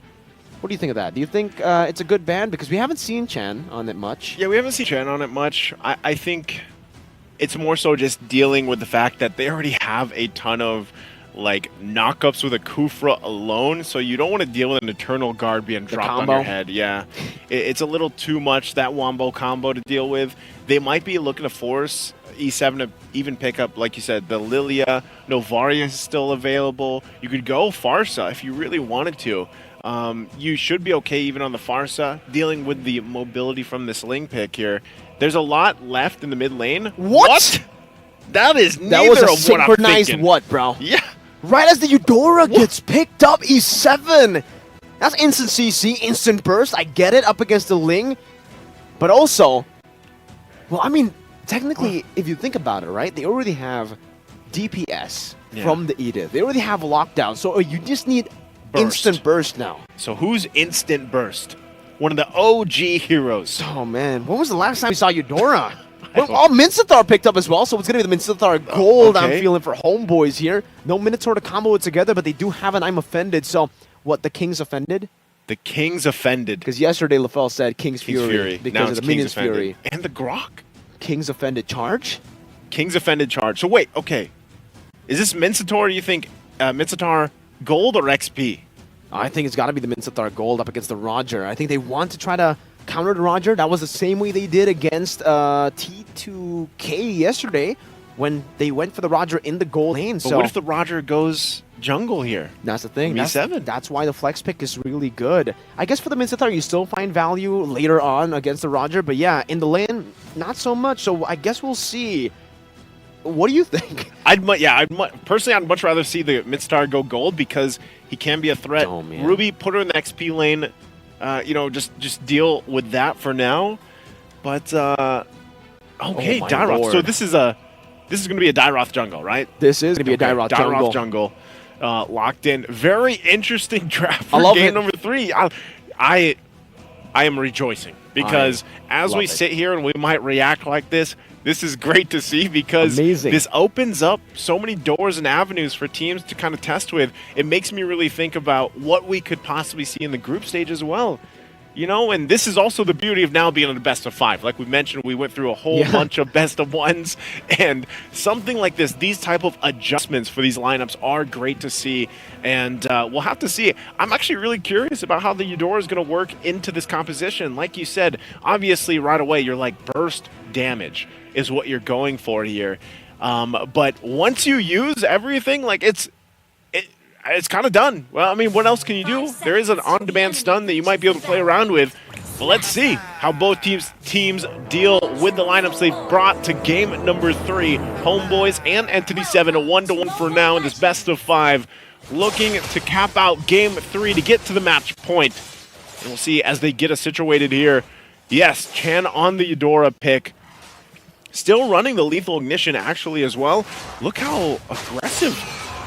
Actually, they're going to go here. Erwin doing a job.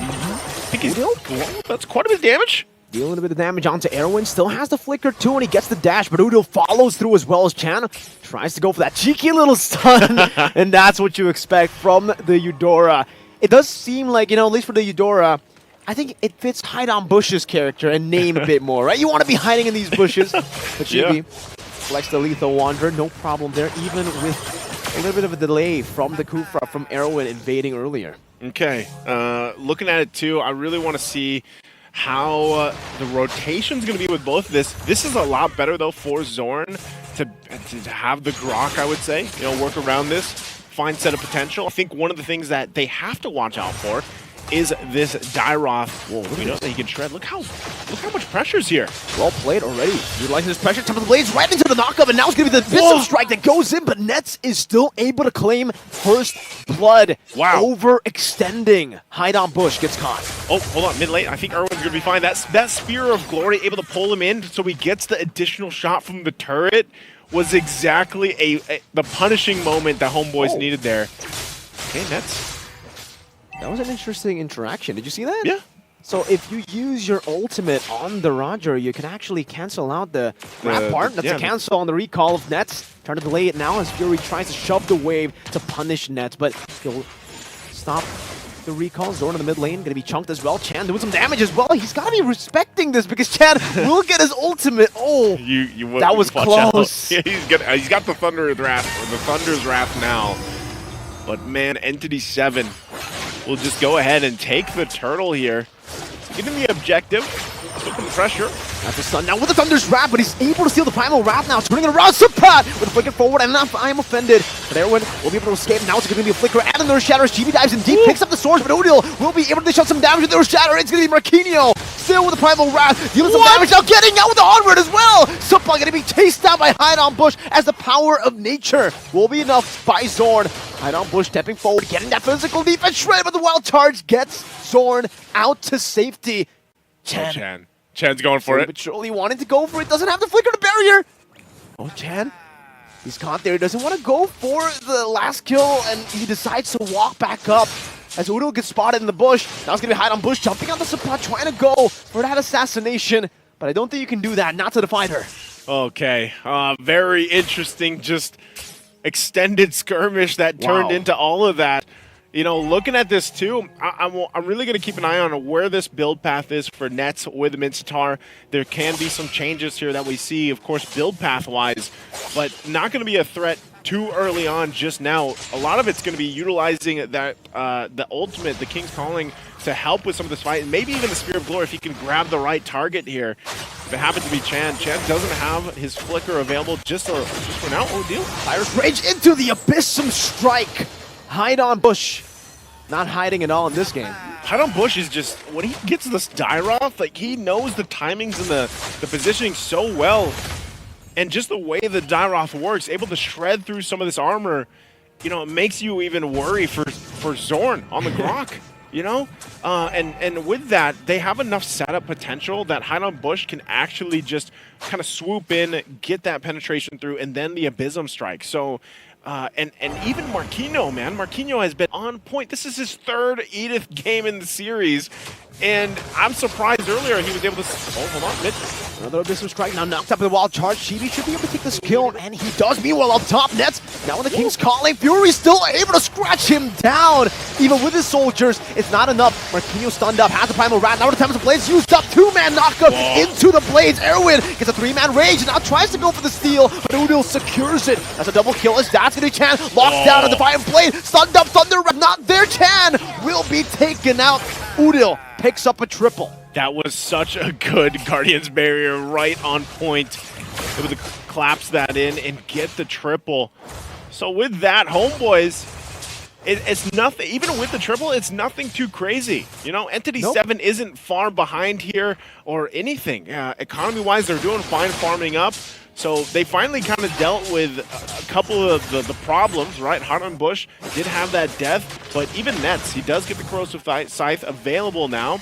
You're going to see this fight, this replay break out. Also keep an eye, there's a lot of pressure there in the live, but this was just a good team fight coming out from HomeBois for that. Mid lane in the live. Right into the Abyssum Strike they go, but a King's Calling locks them all down in the mid lane. Erwin gets a rage onto 4, or actually going to be 3 actually, and now Fury goes in with Lycan 4, trying to deal some damage. Nets out of range, but the onward brings Sapat back into the Earth Shatter. Fury deals some damage now with the Lycan 4. This one gets pulled back, but now they're the turret. They're not able to go for the kill just yet. Nets will fall, and Chibi dashes into the turret with the Defiant Blaze as he was going for the purple buff to take him down.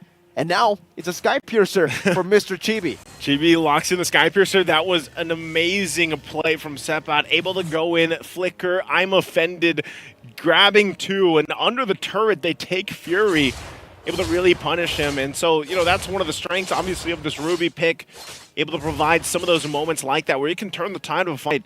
So now HomeBois getting that little bit of lead they've been working for up to this point. Chibi has done an outstanding job at staying alive. He's only got the Haas Claws plus the Sky Piercer, but you know he's really choosing his fights here, and that's what he needs to do with this lineup. You can already see Genius Wand locked in for Chan, so they really want to pump out that damage, get the magic resistance down, and then let Marquinhos pop Primal Wrath and follow up with that reduced magic resistance and try to win some of those skirmishes and fights later on. But just wait. Once Chan gets some more items locked in, I'm not sure exactly the build path for this Eudora because we barely see her picked up in pro play. How's it going to go? Chan? Ooh. Still able to escape despite the wild charge. Now it's going to be the Tyrant's Bench and the Rage lock-in. Soaring down the Bism Strike, not able to get him down as everyone popped in a bouncing ball. Getting worked at. Oh no, Chan. Right into the blade. Chan gets the stun under Wrath! And as he got caught in the King's Calling, and he will be taken out. Hide on Bush will follow next. But look at Marquinhos and Fury in the back line. Doing some damage with the Primal Wrath. Like and bounce, does some damage back. But Marquinhos flickers forward, tries to go for Udo. One last shot to do it. And it will be Marquinhos with the damage overtime to take him out. A 2-for-2 trade as Sepat tries to run away, but the bouncing ball stops him. Another 2-man grab right into the turret. That's a killing spree for Nets, but Fury has the Lycan bounce, continues under the tier 1. Zorn still able to flicker out to safety, and both teams decide that's enough. That's enough, you know, but good fighting coming out from Entity7. I gotta give it up to them. You know, they deal with Chibi. They finally, you saw how much damage the Thunder's Wrath had there. And that's something to be said because, again, the only item that was locked in was the Genius Wand. What more when you get those later items, even the magic penetration items locked in? A good setup there. I mean, there was a lot of patience as well. Nets was luckily there to finally cap off that kill. But, you know, for Entity7, they also have to transition the thought of not just worrying about Chibi, but eventually Nets on this Mincetar pick. You saw, I think he did just pick up the Golden Staff too, you know, so he is going to start to be even more of a threat. And they have to deal with, oh, Chibi? Should be gets away. Berserker's Fury locked in here. So for Entity7, I'm going to be looking, let's take a look at the items. Still working on that next one, that second item here for Chan. Also, you have the Corrosion Scythe Golden Staff already for Nets locked in. Oh, hold on. Wild charge into the hook. That's the combo into the King's Calling. Huge set. The King's Charge. The King's Charge. The Spear Charge. The Wild Spear. That's good. The Wild King. I think that was Trex. Shout out to Trex. Yep. Shout out to Trex. Wild King. Wild King. He said Wild King's Calling or something. Something like that. You just shortened it. You know. Yeah, I just made Wild King. You know, but HomeBois. Good Lord. This is already just going to be taken. This is what I'm talking about, man. Like, in the current state of things, look at this. The gold gap isn't anything crazy. It's 9.5 minutes in, but you cannot go forward and contest that first Lord. It's just kind of different to see here. And Entity7, part of the answer might just be, you know what, we need more time to farm up with this. As you look at, you know, they're tanking quite a bit of damage. You have Irwin here. But Zorn, this is, like I said, a signature pick. His Guardian barriers are always on point. The wild charges too. Udil holding on to the Primal Wrath. They're going to go in. Good onward. Earth Shatter dodge away from Zorn now. Goes to the wild charge right into the Calling of the King. And they all just get mauled on by the rest of the members. Even Udil. He used the Primal Wrath for that one. It's, I mean, and the thing is Zorn is literally just sitting there. He's 2-0-12, and he's got this Quantum Charge Grok, and he's doing that. And then you get pulled into the King's Calling. The shields are going to pop here on these base turrets, but man, Entity7 might want to check themselves after that one. They need, like I said, more time here.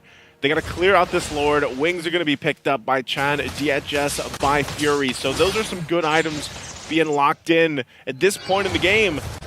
But as all these shields pop on the base, you're going to have to clear things down. And I think for NB7, it's really up to the point of they need to utilize the Kufra pick, man, and part of that is just maybe an amazing set that we've seen time and time again when Kufras are locked in. This could be it. Revenge, and the rage straight into the Abyss Strike as well. Sabah able to flicker out the safety though, and now the turnaround. Sabah gonna be taken down as the King's Calling locks them down. Now another hook into Erwin to bring him into the King's Calling as Chibi goes for the kill. That's a double kill. Chibi still going for more. Time to blade, knocking Marquinhos up. Now with a few more blades, he should be able to pick up a triple kill, and he does. That's barely getting Chan there. Chan was able to get the stun off right before. Able to get the stun off, and right now it looks like their eyes are set on this mid turret. I don't think this is endable, but HomeBois might still just go ahead and grab the base turret, get the bottom one as well. Look as at this guy. Yeah, Zorn's just powering up. He is the turret. He's the turret right now. The king turret, bro. Oh man, this is what I'm saying. Last game we saw Zorn on the Matilda. This is a different Zorn. This is a completely different Zorn. He doesn't do this on Matilda for some reason. Yeah, I mean, you just need to have him on an initiator at this point, right? You need to have him on a hero like this, the Grok, the Cho. In game number 1, it was the Akai, so that was. Oh, I mean, technically, yeah, you're up there, right? Technically, Akai's there. Yeah, he's one of the, he did get banned, you know, so the respect was there. Entity7, and like I said, Erwin's kind of got to do that. Like, this is up to Erwin, and it might even come down to just being able to get a setup in the base on the defense, because as this Lord comes up, I think it's still going to be taken out quite quickly, as you see happening here. You can see them forming up on that mid side, possibly, but that's already Lord taken, so Entity7 with 2 base turrets already down, and this top one most likely going down in the exchange as they deal with the mid lane push. It's Entity7 could possibly see themselves facing match point. Now, with this is where we have to see your setup potential with Erwin plus Marquinhos. Is it going to be good enough with this lineup from HomeBois? They have to avoid the Spear of Glory. They have to avoid a lot, actually, to be forced into the King's Calling, and here they go.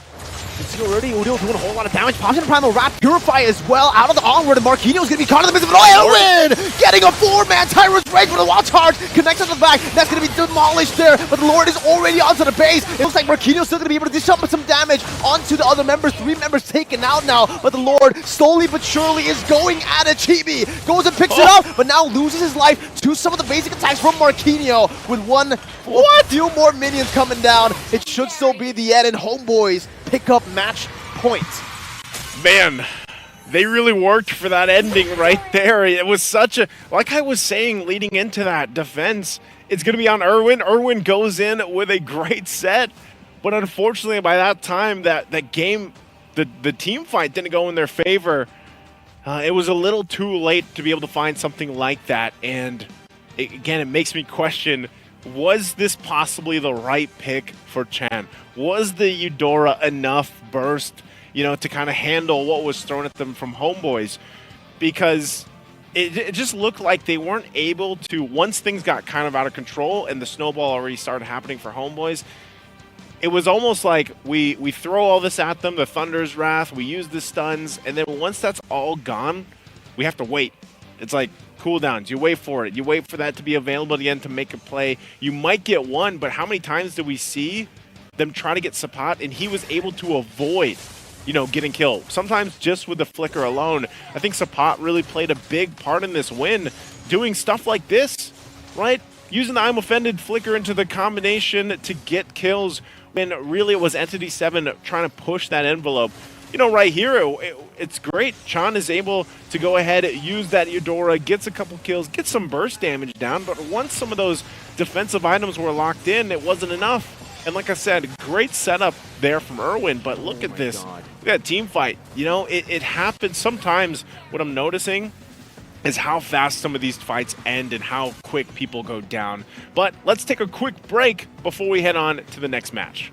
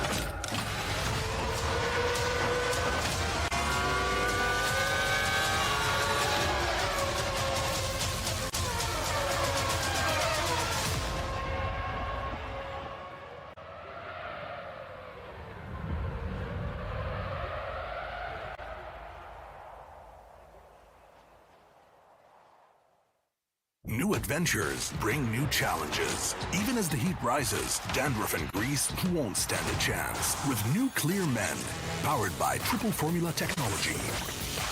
To eliminate dandruff, itch, and grease, gives you 8 hours of freshness and 100% dandruff-free hair. New Clear Men, 0% dandruff, 100% confidence.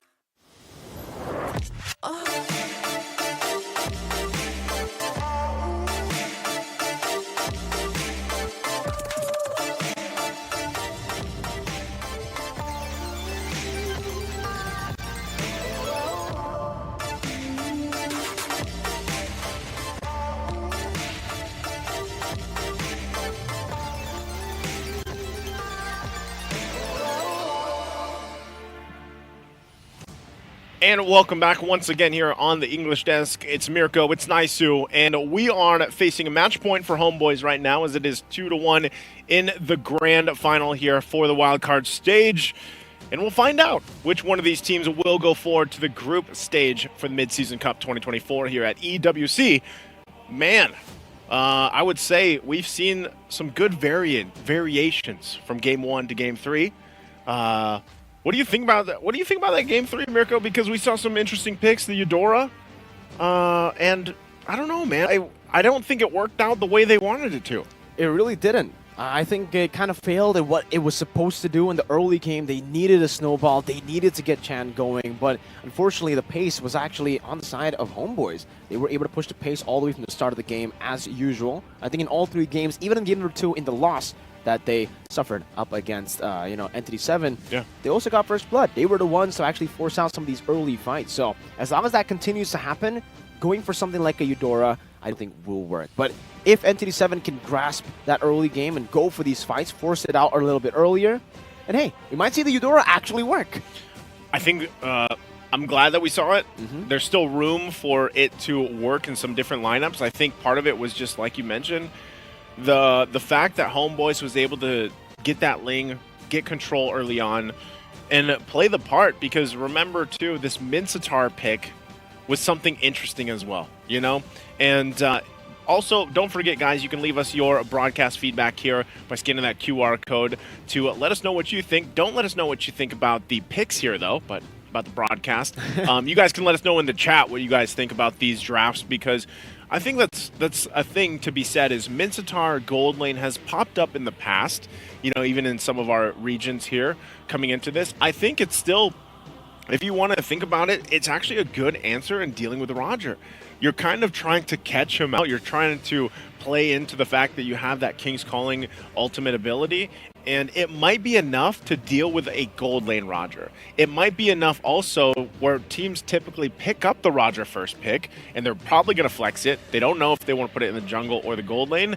Then you save that Mincetar pick as the answer, possibly, depending on the teams, to answer the Roger. And I think that's something that we'll probably see unfold here. The Eudora, like I said, might have been just something that Entity7 wanted to pick up. Could be also the pocket pick for Chan. But I think it was just the game plan here was to be able to stop the momentum, because that's really what they went for. I mean, you're talking about a Ling on the other side, but Zorn was a huge component to HomeBois. Just playing around Zorn. I mean, how many times did you see a Guardian's Barrier exactly where it needed to be? Timing was on point. And this is what I like so much. Zorn on the Grok, Sapat on that Ruby pick, because we saw those two alone really being a key part to turning the tides in some of these fights. You know, they're able to even bait things out from Entity7, whether that's the ultimates, whether that's battle spells and initiations. And Zorn, you know, he has this, I don't know, passive effect where he gets people going. You know? He gets people in your face. Yeah, that's what LaFell says usually. Zorn just gets in your face, bro. Yeah, especially on a Grok. The perfect hero to do it. Yeah, because he uses the power of nature, walks up to the E that just says, yeah, go ahead, go onward, bro. Go Earth Shatter. Try to CC me. Walks up to Erwin as well. Even, I think this game in particular, he was walking up to Chan a whole lot, right? He was just like, yeah, stun me, bro. Stun me, bro. Try to burst me down. 2-0-20, by the way. 2-0-20, and the combo is what's really deadly, right? You go for the wild charge. That in itself is already like a crazy CC ability, especially if you connect it onto a wall because you get the additional stun. But then you get a Mincetar to pull you into the Pull you King's in. Calling, and there you get knocked up, get pulled in, and then you get ganked technically You by a just few get- soldiers like stabbing you with the spears, right? And then Just you like- got to deal with Zorn. at that point, you can't even dash out at that point. So, what do they need to do up against that? I think this composition, by the way, for E7, I honestly feel like it could have worked as long as there was no Mincetar on the other side. I think the Mincetar and the Grok, technically, these two picks were the big picks that got them the victory. Yeah, definitely agree with that because I think Minotaur, like the Mincetar is still, I would still call it a niche pick. I feel like it is becoming niche. one of the answers to a Roger. We saw this earlier in game 2, though. One of the answers to the Roger, like we said, was the Eve. The Eve pick. The Eve pick was picked up to deal with it in the jungle when HomeBois drafted it, first pick. So now we're seeing things fall into place to deal with the Roger, I would say, at least, because so far that's kind of where this meta is going, where Roger and Ling are usually the priorities, I would say. We've seen Valentina maybe picked up a first pick a couple times here, but overall, it's really kind of dealing with momentum, guys. We haven't seen a game go super long yet. And I'm not sure until when we see that, because even when it comes to these Lord fights, you're not an LD anymore. You're not Lord Dance Enjoyers anymore, because You're so an LDH. far You're a Lord Dance hater. I don't know about hater, man, but you're LDW, LDW. What is Lord that? Dance Watcher. Lord Because Dance Watcher. like half the teams, man, because of They the just let it snowball go. stuff, Yeah. they're just letting it go. They're just watching it, you know? And very rarely so far throughout the wild card have we seen teams actually dance off for the Lord. So and like we said, even when gold leads, we're talking about gold leads of just 3,000 to 4,000, they almost feel like they're 9,000 to 10,000 pre-patch. So that could be part of it, you know, and teams just don't want to have a deficit even further against a snowball. So let's jump into the draft here. Game number 4, it's match point for HomeBois. If they win this, they'll secure their spot, the last slot for the group stage for MSC 2024. You can already see it too. Moskov actually going to be the first ban. There's the Loyiso. They swap it a little bit, but still nonetheless the same heroes being banned out. Chip over there. And I'm actually surprised it's still HomeBois on the blue. 4 games in a row now. HomeBois is on the blue side, and we got Entity7 on the red. So with that, we'll see what these bans end up doing. I think it's still going to be possible that they're the same bans we saw previous games. And for Entity7 specifically, let's just say HomeBois doesn't take out the Bane. I could see Entity7 picking that up, going through it, but with HomeBois, the way that they dealt with it in Game 2, I don't think they'll let it go through. There's a lot of respect bans obviously going out. The Claude is taken out for Nets. And I would say Nets as a dynamic gold laner, that's what makes him such a threat. You could ban out the Claude. Signature pick, probably his best. He's also a great Harith. He's also now, you've seen him. Mincetar. He's a Mincetar. You know, how many gold laners can you actually confidently say, like, yeah, they'll pick up the Mincetar and play it really well against these teams? But that is going to be the Bane that's still banned out from HomeBois to round out that first phase of the draft. Not going to be the Bane, yeah. So same exact bans from game number 3, right? If it ain't broke, don't fix it. That was what HomeBois did in game number 2 as well. And that was when E7 were able to adapt. So Yeah. it feels like right now E7 will have to make the call. Do they want to ban out the Harith or the Ling? Because you mentioned it. If you want to try to counter Roger, if you want to try to win in these team fights and have that poking pressure, the Eve is a great option. And we've seen Chan pull it up many, many times, working it, making it work. And it'll still be the Harith ban, so they won't actually go for the Ling ban to try to enable that Eve pick. And obviously HomeBois, you know, if it ain't broken, fix it. They're just going to go with whatever worked in the previous game. That's a Valentina first pick again. Now waiting on what E7 wants to do. If it's the Edith together with a Roger again, or if they try to change the things up now. I think they still... Oh, man, if they go Edith, that's just every single game it's locked in. And honestly, they could. It's still a safe pick. Honestly, Edith is just in a position right now where there's always going to be value in that pick. You can pick it up 4 games in a row, and it's still a threat. Still something that you have to deal with. For E7, it would be interesting if they change things up here, though, as they're facing that match point and losing this opportunity to see the world. But there they go. Edith locked in already. Good answer. They take the Grok instead. They want to give that over to Zorn, so Grok Edith is enough tankiness and durability in the front line that they can kind of base the rest of the lineup around this already. So I'm wondering how HomeBois will respond to this. We were coming into the lineup, or coming into this game, this match, this grand final, to see who makes it to MSC 2024 main stage, with the same thought in mind, I feel, and the same opinion. Roger, amazing first pick, but now we see the Cho and the Ling before the Roger. We see the Edith and the Grok and the Valentina before the Roger. It seems now the trend is you pick Roger. Roger is an auto lose so far, right? HomeBois game number 2 picked up the Roger, lost. E7 on game 3 picked up the Roger and lost as well. Roger is standing at a 0% win rate here in this series. This is interesting. So yeah, HomeBois goes with the Ling again. The Cho is there. Signature. And you mentioned this earlier, right? I think you did say that it was like an unofficial Savage previous game, right? Like I'm pretty sure that's the case. We'll have to. Technically, it was official because the card still went through, but the game ended before it went through. Official. So it's an official Savage. Shout out to Chibi, by the way, for getting an official Savage. I thought at that point, like, Savage, no Savage. Yeah. The game ended. But the game ended, I don't know, man. They might have to bust up some of these healths on the base. I think at some point, because it goes down so fast right now with the course of things. But there's the Lunox pick. There you go. Lunox pick is going to come through, and we know that this was banned out previously. This is also a great pick for Chan. Loves this hero. This might be exactly what they need to hopefully extend to a Game 5 ahead of them for Entity7. Now that we get through the second phase of the bans, we're going to have to see what Entity7 wants to take out. Again, gold lane option is not picked up just yet for HomeBois. And I'm not sure if they'll actually ban out a Mincetar, if that's something they're going to go for. But interestingly enough, they're going to take out the Lapu Lapu instead. A hero that even now I would say is niche to certain teams. Some teams don't pick up the Lapu Lapu at all, and some teams love it. Right? But Julian is going to be the answer. Oh, there we go. Chibi. He officially got the Savage in the last game of the series. This marks the first Savage of the Mid-Season Cup 2024. So, man, wildcards, we've been seeing the Maniacs multiple. Yahiko got 3. Yahiko got 3. Well, Chibi is the first one to get the Savage here. Makes me wonder. We see this stuff this early on, man. What are we going to see in the group stage? Like, how many Maniacs are possible Savages?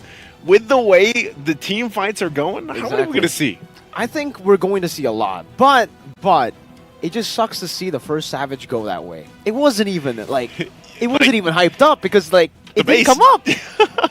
That's true. It's okay. It's okay. Now we get the Roger ban. By the way, for E7, they were like, all right, they kind of listened to, or maybe they already had this thought as well, but the Grok and the Mincetar was definitely the biggest problem for them in the previous game. So the fact now they banned out the Mincetar, they've picked up the Grok, denying it away from HomeBois.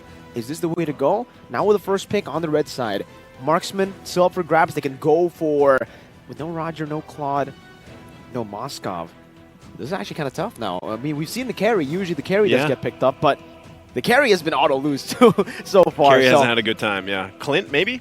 The Clint has been doing good. I think this is a bit unfortunate, though, for E7 if they go for the Clint. Both the Ling and the Cho. Be very happy to go up against that hero that can usually always just go for the Flicker. No other battle spell. It is still going to be the Clint, so still relying on the Edith and the Grok to disengage for cover. He's got a 100% win rate, One-time pick? Was that one time? One-time pick.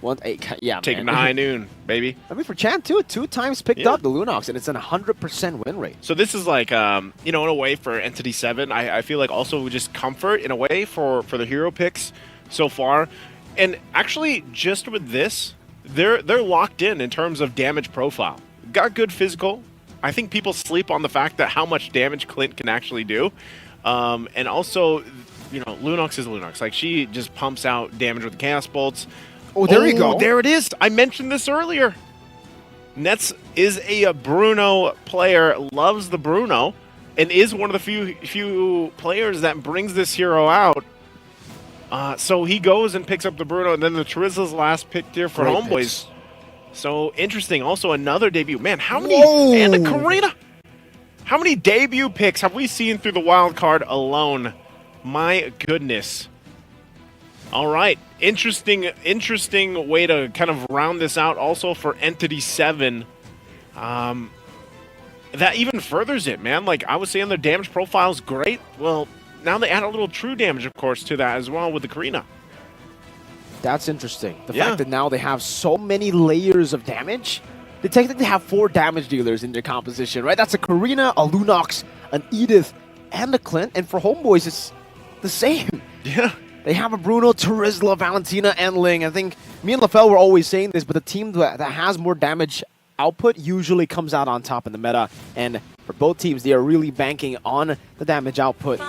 And without further ado, nice to take us to game number 4. Well, we're going to jump into the land of Dawn, possibly for the last time, unless Entity7 can extend the series to game number 5. HomeBois are looking to lock in that slot to MSC at 2024 group stage.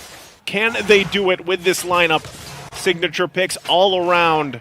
Entity7 will have to do something great here to take it further. Already mid lane though. Zorn should be fine. This is one of the interesting things with the Cho currently too. Get a little bit of extra damage on those basic attacks. 180% rather. Look at him just battling out with Erwin. The passive just constantly being up. Now Erwin might be forced to flicker, and he does. Udil walks up or dashes up, deal that damage to force the flicker out, and Marquinhos even is taking a bit of punishment. Now Supat, 3 swings of that hammer. In the mid lane, Chan forced the flicker too. They're burning flickers very early on. 2 flickers down already for Entity7, and this is what I was saying with the Cho pick, man. Concussive Blast with that new passive there from Cho, actually pumping out 180% plus damage on that basic attack, man. It's surprising how much damage he can actually do, and that's what they're feeling right now. Already Chibi level 4. He's going to be kind of pushed out of the jungle here, but he wants that. Goes and pops the Tempest of Blades. Goes in for the Defiant Blades as well. Just needs one more and goes out with a Finch Poise. Chibi claims another first blood. How many first bloods has he taken now? That's just crazy, man. I mean, the fact that he was 1v2, wanted to get that little XP camp, gets it, and then gets a kill under the tier 2 tower versus 2 members. That is the power right now of Ling, and I'm sure, like I said, a lot of people out there for the Assassins are rejoicing. Chan doesn't have the flicker here, so gonna have to be a little bit careful. We'll heal back up, and now with this turtle now spawning, and a little lead for HomeBois to work around with. Zorn, go ahead and do what Zorn does best. Taking the attention here of Entity7 and just showing face, but it looks like everybody rotating except for the gold laners for this turtle. Udil holding on to that Primal Wrath himself. And Entity7 still waiting, on this level 4 for Erwin. Doesn't have the wild charge available. They might just call this one off. It does seem like they have no ways to actually enter around the turtle, and Chibi will be able to pick this up for free. Does use the Retribution still, up top by the way. In this lane, it's Nets who's actually winning it out in the trades. Yep, it's Bruno's just that pick. I mean, Bruno is still a good quality pick in the sense that he also just destroys turrets pretty quickly. And, his ultimate isn't amazing or anything, but the amount of just damage that he has. Let's take a look at the. We need a Zorn cam or a Zorn We need a TP counter, bro. Yeah, we need a counter here. But going back to it, Bruno, great solid pick, especially once you get a couple items locked in. Once again, go ahead and grab the MSC pass for you guys here in game. Oh, that's a flicker into the way. Dragon right into the Defiant Blades, and the Tempest of Blades is used up, but it's still going to be the Brilliance from Chan as Chibi picks up some of the blades on the floor, gets out with the Finch Poise. And it doesn't seem like anyone's going to be dying there in that skirmish. Both teams disengaging, resetting again. Okay, let's take a look at the items. You can already see the Blade of Hepsies locked in once again for Fury. Saw him do this earlier. The damage will come online already. Look at him going 1v1 with Nets, but look at already up top. I'm not sure if they're going to commit on this. But one thing, too, for Hide on Bush, I'm looking to see when he's able to actually pump out and get the damage out on some of these targets. Again, the Karina is not a pick you see often right now in competitive play. They could make it work. They just, I think they just really want to farm up as much as possible. Cause there for Nets now too to deal with that bombardment range advantage that the Clint will have, so he can heal back up. But still, top side. Again with the Jikundo, Fury still able to flicker out of the Jikundo, not out of the Tempest of Blades though, was Nets. Just keeps on basic attacking, and now it's Udo who's going to be caught, who's already stolen away some of the damage from the Primal Wrath, and now with the wild charge, they're still trying to delay the inevitable. Zorn is trying to sandwich Erwin under the tier 1, and now Erwin, where do you have to go? No way the Dragon, actually he does, but he doesn't even need to go for it. Erwin flickers back out, and Udil gets baited in, right into Chance. Chaos Assault with the flicker as well, chasing Chibi down to secure a double kill up top at tier 1. Great play, great response. Chan as well. This is what happened to them in the previous game when he was on the Eve, right? He got 2 kills early on, and he was able to really help the damage profile and the team for Entity7, and that's going to be them taking this turtle, possibly. Penalty zone, locking 2 members up. Storm goes over to Kundo as well with Retribution, still comes out on the head on Bush. Still, Sapat's going to hammer down as Chan goes over the Chaos Assault. As now Chibi goes over re-engage, gets knocked up 2 times by the Wild Charge, and the Earth Shatter still follows through. It is going to be Marquinhos that gets picked off by Sapat. Zorn again playing, forced to flicker out with the Shadow Assault, not connecting. Good way of the Dragon to disengage, but Udil was still all alone, isolated from the team and taken down. So that was a good trade for Entity7 actually, as Nets is pushing some damage down with the Worldie 2. The bounce, last one doesn't hit onto Chan, and he'll be able to escape. Like, do you feel like Worldie's a good ultimate? Like, do you feel like it's actually impactful? You know, I mean, as a gold laner? As a Bruno player, it's there. It's there? an ult. It's one of the ults of all time. Okay. All right. Well, you know what? We'll see if the impact is going to be there. Claus, like I said, is already locked in, working on the next item. Sometimes we might even see him. I'm not sure if he's going to rush the next item of Malefic Roar or what the build path is going to be here. But also, Glowing One was picked up. And again, it looks like HomeBois still wants to make a play up here. They got the information that they need. Zorn providing a lot of that. Here they go. Top side. Pushing them out. And now, wait, Chibi might be going for Ray the Dragon, finds him in the bush, brings him back to Sapat. Baits out the Wild Charge, but now it's going to be Chibi who walks up with the Finch Poise, and it's still going to be Sapat who secures the kill. A defensive Tempest of Blades by Chibi is in the bottom lane. We do see Marquinhos go for a trade, but that's a kill. So Erwin. Yeah, it's I mean, I'm sitting here thinking about Entity7, what they're able to do at this point. They don't really have an answer just yet for everything being thrown at them. Zorn as well, able to get a lot of these away the Dragons off, whether he has a flicker or not. Hide on Bush, like I'm still waiting to see this Karina come through in the damage department. Chan has been doing a lot of it, and I think, you know, you just buy time for Fury to go ahead and get the items that he needs. So they have to buy some more time, and right now it looks like, you know, they want to battle out for this 3rd turtle. Chibi's going to start it up. Rest of the team going to go ahead and get situated. They might just let this go, and it looks like they're going to do that, as Hide on Bush is not even near here. So they might just try to get ready for the Lord fights instead. So that's going to be that. Now, 3rd turtle of the game going to the hands of HomeBois. Chibi.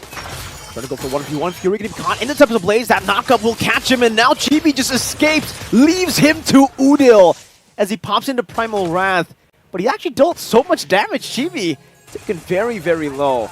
Sky Piercer already, though. 2nd item as he completes the Berserker's Fury first. Yep. So already at that point, you know, this is where it gets very threatening. Berserker's Fury allowing him to do a lot of this crit damage and get that off. Zorn, though, Marquinhos, I don't think he's going to pull the trigger on this. The rest of the team coming up. The way the Dragon brings him back all the way. Udil has a Primal Wrath, gets out just a bit, but then Sapat comes in with a hammer. Even with Erwin with a Wild Charge, it will not be able to save him, and Zorn continues the damage. Chan goes in for a bad penalty zone by Sapat to lock them out, and Nets just picks up all of those basic attacks to take Fury down.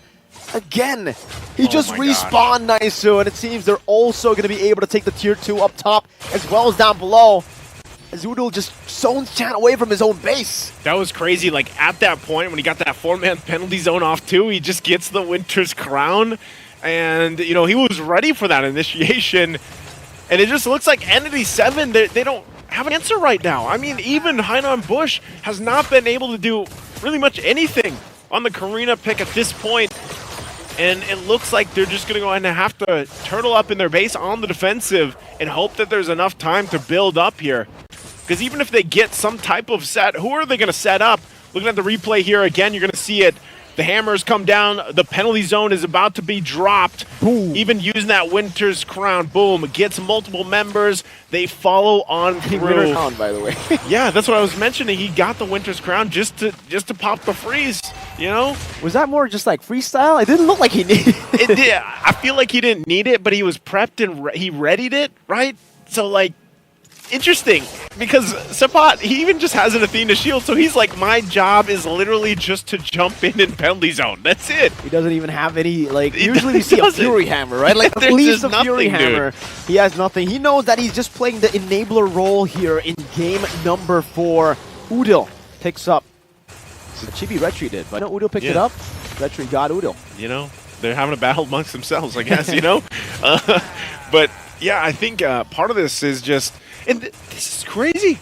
Damage dealt, he's second with this defensive build for Sepad, who is somehow a second in damage. That's the base damage, man. That's the base damage. This is the different type of Rizzler you guys are seeing right now. Damage taken too, like I said, Entity7. You know, Erwin is trying to do his best, but even if you get some type of setup, I just feel like they don't have enough in terms of damage, which is weird because you're talking about a Lunox who had 2 early kills, but they're lacking in the department of where's the Karina? Where can you pump out the damage you're looking for in the jungle? But they're going to find themselves on the defense. Nice Guardian's Bear. Shields are going to pop though.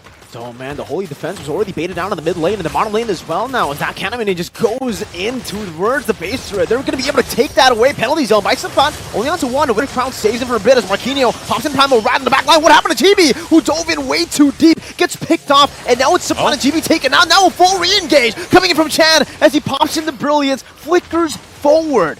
3 members down, traded in for a base turret in the mid lane. Hey, that's Entity7 answering the question. I was like, where is the Karina? I don't know, Hideout Bush got a kill there, but it could have been actually more devastating. He's already got the Feather of Heaven and Starlium Scythe. Looks like he's going to Holy Crystal next, so maybe this is the makings of a turnaround for Entity7 in this game. They still have, you know, 4,000 gold deficit to work against, but they're going to be able to get some space now on the map, which is good for them. But look at Zorn. Again into the back line with the wind. The Dragon finds Fury out of all of them. Kicks him back right into Chibi as he picks up the Sky Piercer execute. And now it's Erwin next in the chopping block. Say goodbye to him as he picks up a double. Turn around again. And it seems for Zorn. He's walking up. All that effort just to recall in the faces of Entity7. Oh man, they're doing it again. And you know, just when you think like, okay, Entity7 able to get something out of that, then they get just executed. Also a Blade of Despair now, BOD locked in for Chibi. They're going to need those immortalities for Entity7. No Lord available just yet, you know, 30 seconds away or so, but it looks like they're going to work on this bottom turret as Nets knocks it down. This is what Bruno's really good at too, just decimating these turrets, getting them down quickly.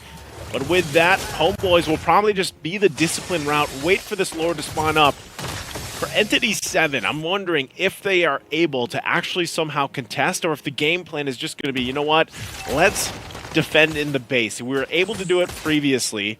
Chan hasn't died yet, playing really well with the Brilliances that's available with this Lunox. Does just pick up the Wishing Lantern, so maybe the plan for Entity7 is really to find a pickoff if they can. It looks like they are venturing outside of the base.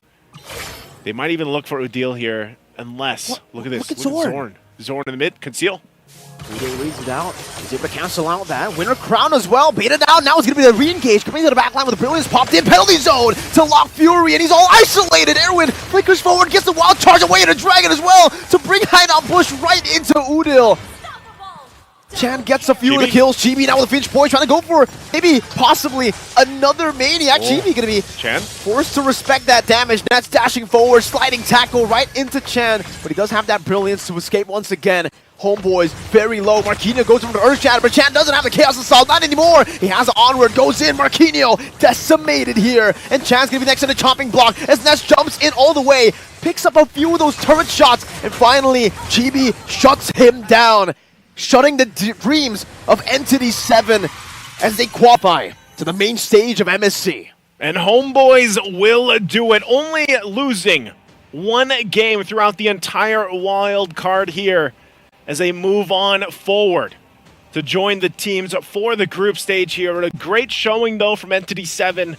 You got to give it up to them, making waves, making people that doubted them to get to this point. They managed to get here, and they put on a good show for the grand final, but ultimately HomeBois, with their just the play style they have, man, the decisiveness that comes through, and the fact that now again a Ling in game number 4, just